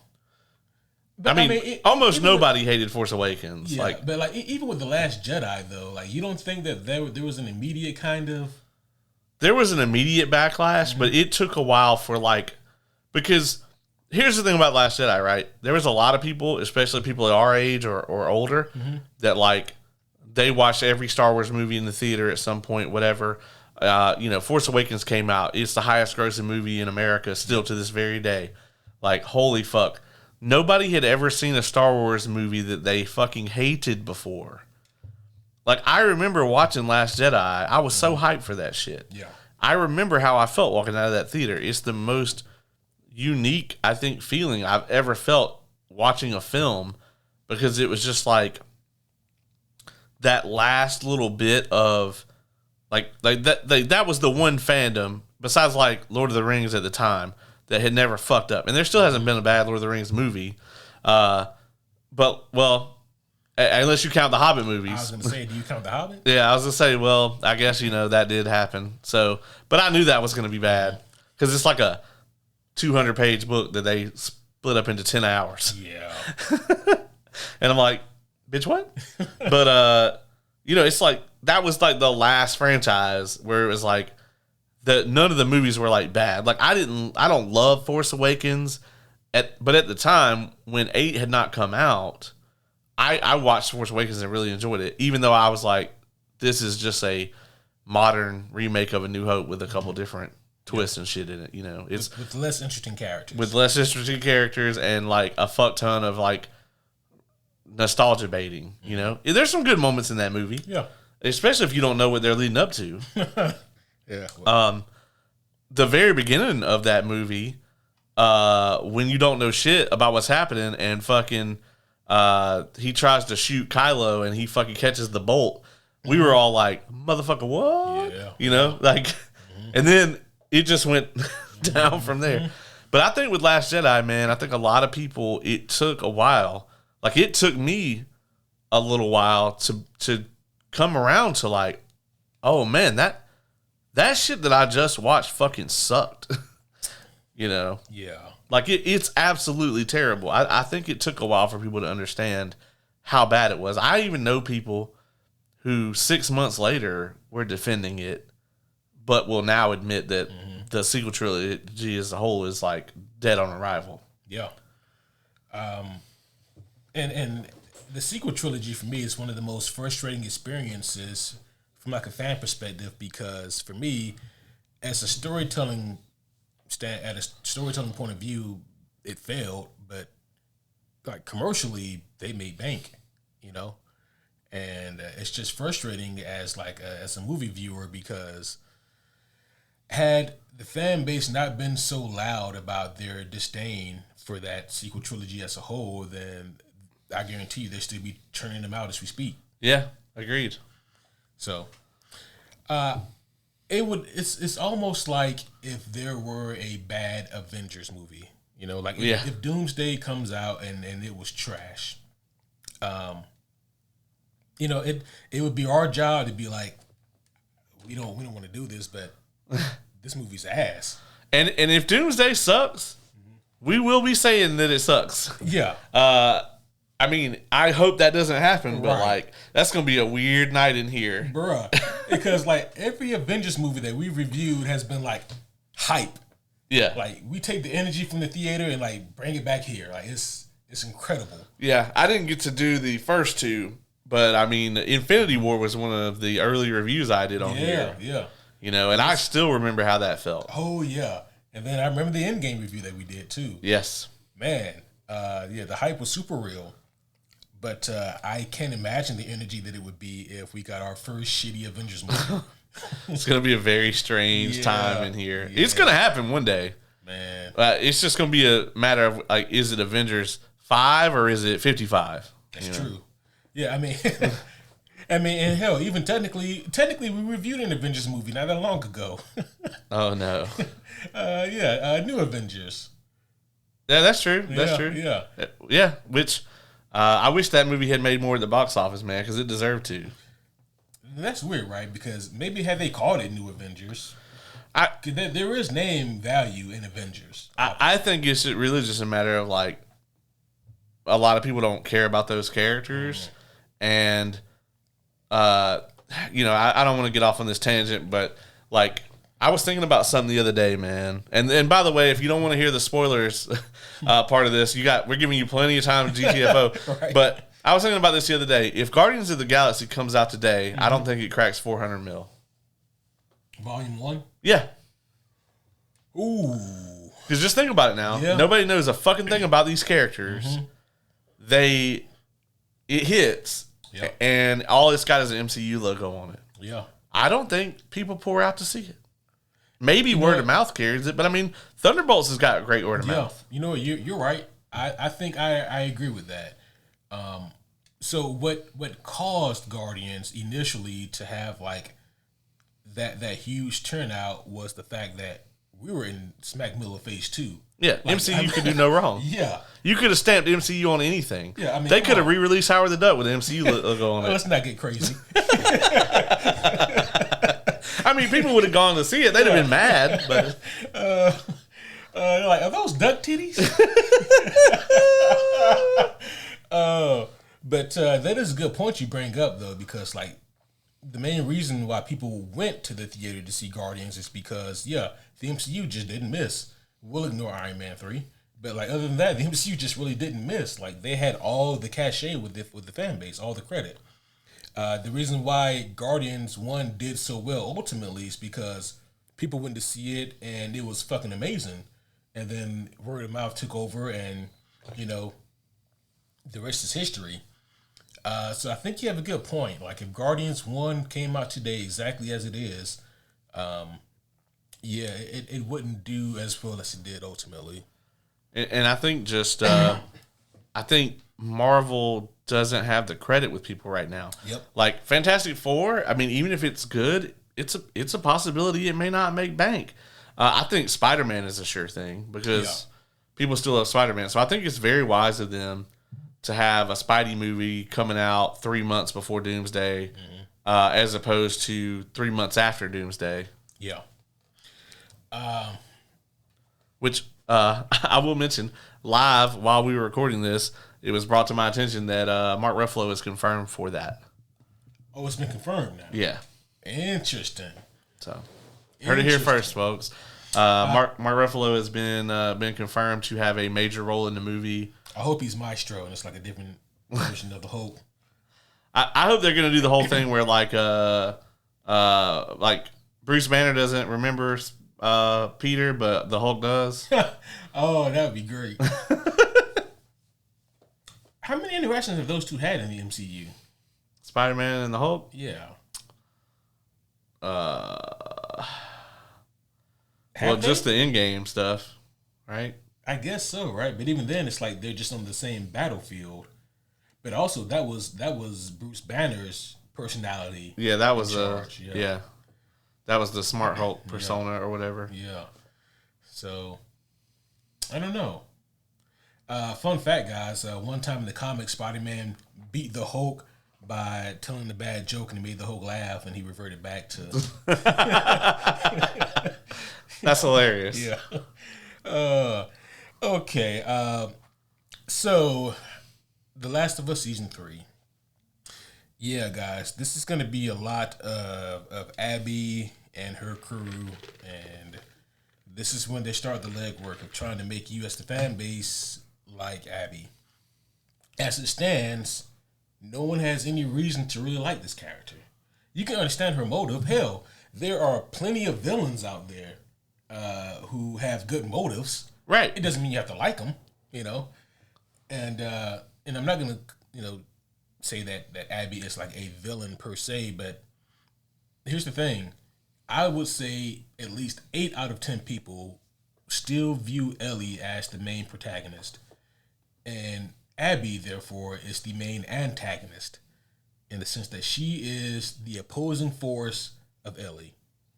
And so it's going to be very difficult to get people to turn sides or to see them equally. And to me, they never really accomplished that in the video game.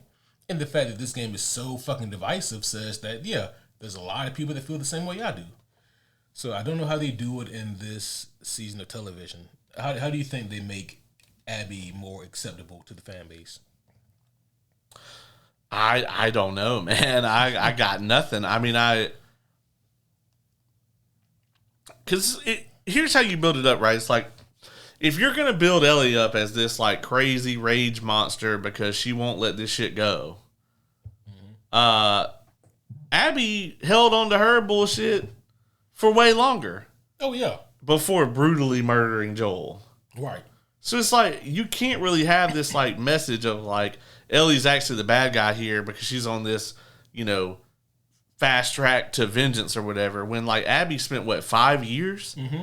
Literally sought out the wolves, trained with them, got a crew and everything to go and kill Joel. Mm-hmm. Like, spent all this time just to do this as, like, their main objective. And there's no telling how many atrocities she committed for the wolves throughout all of this. Absolutely. And then you're going to try to paint her as, like, better than Ellie because Ellie wants revenge on this person for killing her father figure. I mean, at best, like, it's a stretch, but you could put them in the same boat. Yeah.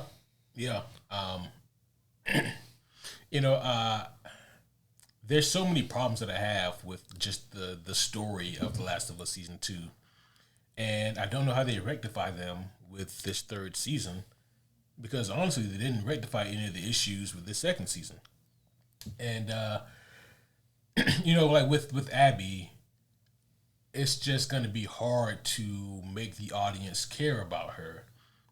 It is different when playing a video game, because it's like, man, I really don't want to play as this character, but yet here we are. Like, if I want to make it through the story, I don't have a choice.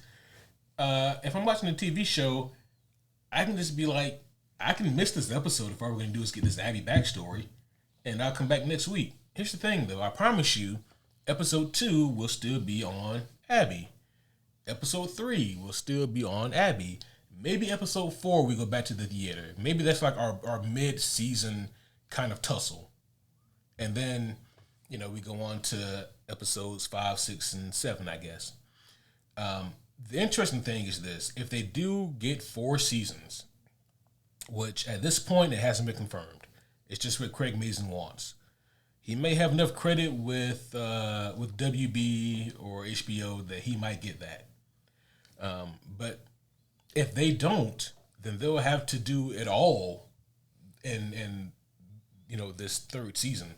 Well, the thing about that is they're not going to know if they got the season 4 renewal until probably right before season 3 comes out, because that's when they renewed it for 3. Was right before 2 came out, I think. Oh yeah, and that's risky. Oh, that is risky as hell. Yeah, because that means that we could get another stupid cliffhanger like this, and then that's just it. Yeah. I mean, I think WB is probably committed to finishing the second game, but I don't think they're going to be committed to letting Neil Druckmann just go off and do fuck all off the cuff. No, I think this will probably be it for old Neil. I mean, he is coming out with another video game, like a sci-fi game or something. Yeah. And I think, I could be wrong, but I think it's the same chick that's Nora.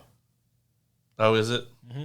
Well, also, he is now saying that, like, because for a while he was kind of like on the don't expect The Last of Us 3, but now, like, in recent interviews, he's been kind of being like, well, we're looking at things we could possibly do, so on and so forth.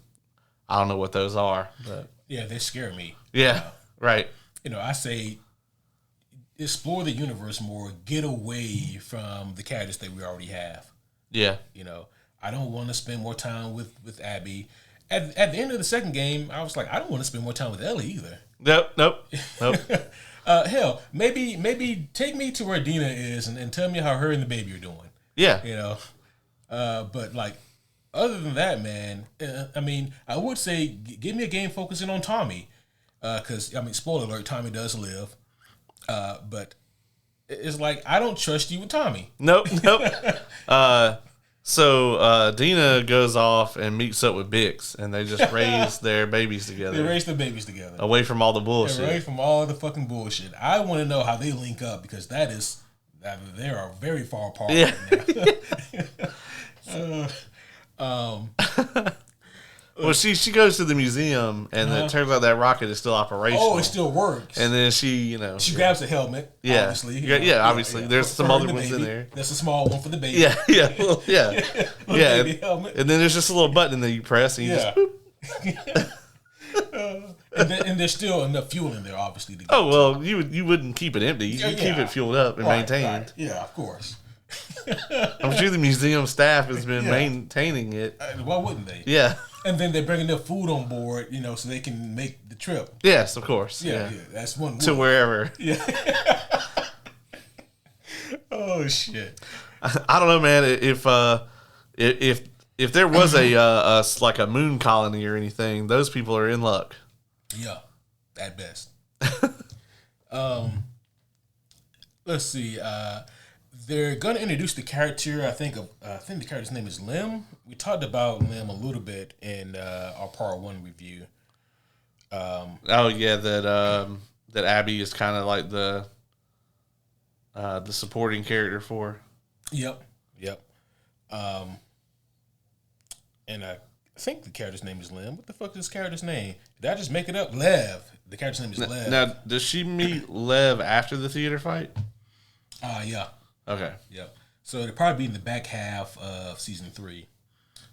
Lev is a Scar, and but Lev wants to defect. So I think it's Lev and his younger sister. Lev is a trans character, and that's, as you can probably imagine, that doesn't sit well with the Scars. I also got to say, I hope the Scars are more entertaining of defectors than the wolves, or the wolves are more entertaining of the defectors than the Scars are, because they didn't seem to care. No, not at all. But yeah, so Lev is probably going to be introduced, and Lev, like, even when I reviewed the game 5 years ago, I said Lev is probably the only character that isn't an asshole or an idiot. But everyone else, unfortunately, one of the two or both. We might get more Tommy in season 3. One can hope. And in terms of Ellie, I'm not really sure. It's going to depend on where season 3 leaves off at. The way that things kind of happen here is that, like, after the big theater kerfuffle, Dina, she's all fucked up, and Abby is about to kill Dina, and Ellie's like, no, please don't do it. Like, she's pregnant. Please don't hurt her. Don't kill her. And Abby's like, why? You killed Mel. She was pregnant. Yeah. And but Abby does show a little bit of grace, and she leaves, and she's like, don't fucking follow me again. If you do, I'll kill you. And then for the longest time, the two go their separate ways. That's when, like, you spend, I think, even more time with Abby, because this game is way too long. I'll be honest, folks. It's way too long. But in the meantime, Ellie and Dina, they're just like living the Thanos farm life. They got their own farm, and they're, their own place or whatever, and they're raising the kid. But eventually, Ellie gets word of Abby's whereabouts, and Ellie still can't let it go. And when she learns, she says to Dina, like, look, I got to go finish this. Just give me some time, and I'll be back. And Dina's like, you got to let this shit go. Right, yeah. If you don't, I promise you this, if you come back, me and the baby won't be here. And spoiler alert, when Ellie does come back, Dina and the baby are gone. Shocking. Yep, big old shocker. So yeah, there is no satisfying happy ending. I mean, for the longest time, when you switch back to Ellie, to play out the last quarter of the game or whatever, Abby has been tortured, and like she's in rough shape. Like even to the point where, like, she lost like probably 40 pounds of her muscle mass. She's just emaciated. She's just a fucking skeleton when you do the final fight. Because again, how else is fucking Ellie supposed to fight that goddamn behemoth? Right. But the game is big on theatrics and moments. It is very small on story. Like it's not as deep as Neil Druckmann wants it to be. Yeah. But obviously, like, that stuff won't happen unless we get a season 4. Right. Because like where this season ends, it's like the first couple of hours of the game. Yeah. And I think it took me 25 hours playing leisurely, of course, but it still took me like 25 hours for that first playthrough of The Last of Us Part 2, and we were maybe 6-7 hours in. Right. So I don't know, man. I don't know what they do. I don't know how they do it. Hopefully they don't stretch it out to a season 3 and 4, but we'll see. Yeah, they have to do something. In the meantime, I will tune in and I will definitely watch season 3. We'll still review it unless we're absolutely swamped, in which case it would have to go. Yeah, I'll be honest. If let's see, 2 years from now, if we're sitting here like, oh, man, we got Secret Wars coming out, Brave and the Bold, Invincible season 4. Yep. Be like, oh man, well, Last of Us is going to have to be like a little one episode we do in a couple months. Yep. Oh well. But because my expectations are just, they were low going into this season, and they still were somehow lowered. But I will say this, man, like just entertain me. I would turn my brain off of season 3. Just do something to entertain me. Give me 3 episodes of Abby fighting the Rat King. I don't give a shit at this point. Right. If you guys don't know who the Rat King is, go ahead and Google it. Last of Us Rat King. You think they're going to put the Rat King in? They put all this other video game shit in here. They better put the Rat King in here. It makes absolutely no sense for Abby to fight the Rat King. It doesn't. It doesn't make any sense, all right? But, look, they got the smart infected in here and all the other video game bullshit. Give me some entertaining video game bullshit. Okay. I'm not opposed to it. If you already ain't making no goddamn sense. Yeah. Go ahead and throw the Rat King in. Go ahead and give us some Abby versus Rat King. Yeah. I'm down for it. Man, one more thing before we wrap up here. I told myself that, I was going to replay through the second game. This was a few weeks ago when we did part 1 of this review. I haven't touched it since then because how'd that go? I played it like twice and I was like, I can't do this. But yeah. So I think that's all I got, man. Yeah, I'm gonna go home and play some Expedition 33. Apparently, the story in that is actually really good. So that must be nice. Yeah. As a matter of fact, shout out to the homie Kyle. He's not listening to this though because he's like boycotting the second season. He hasn't watched a single second of it. But he actually, after watching our Perfect Tens episode, he ordered himself a copy of Final Empire based on you put it on your Perfect 10 list.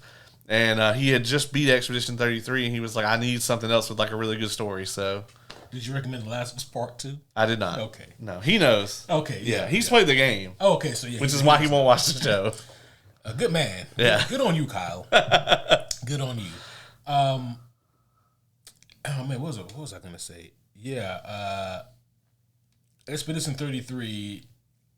So far, what I've played, I really like it. I got to get better at that parrying system. You say he already beat it?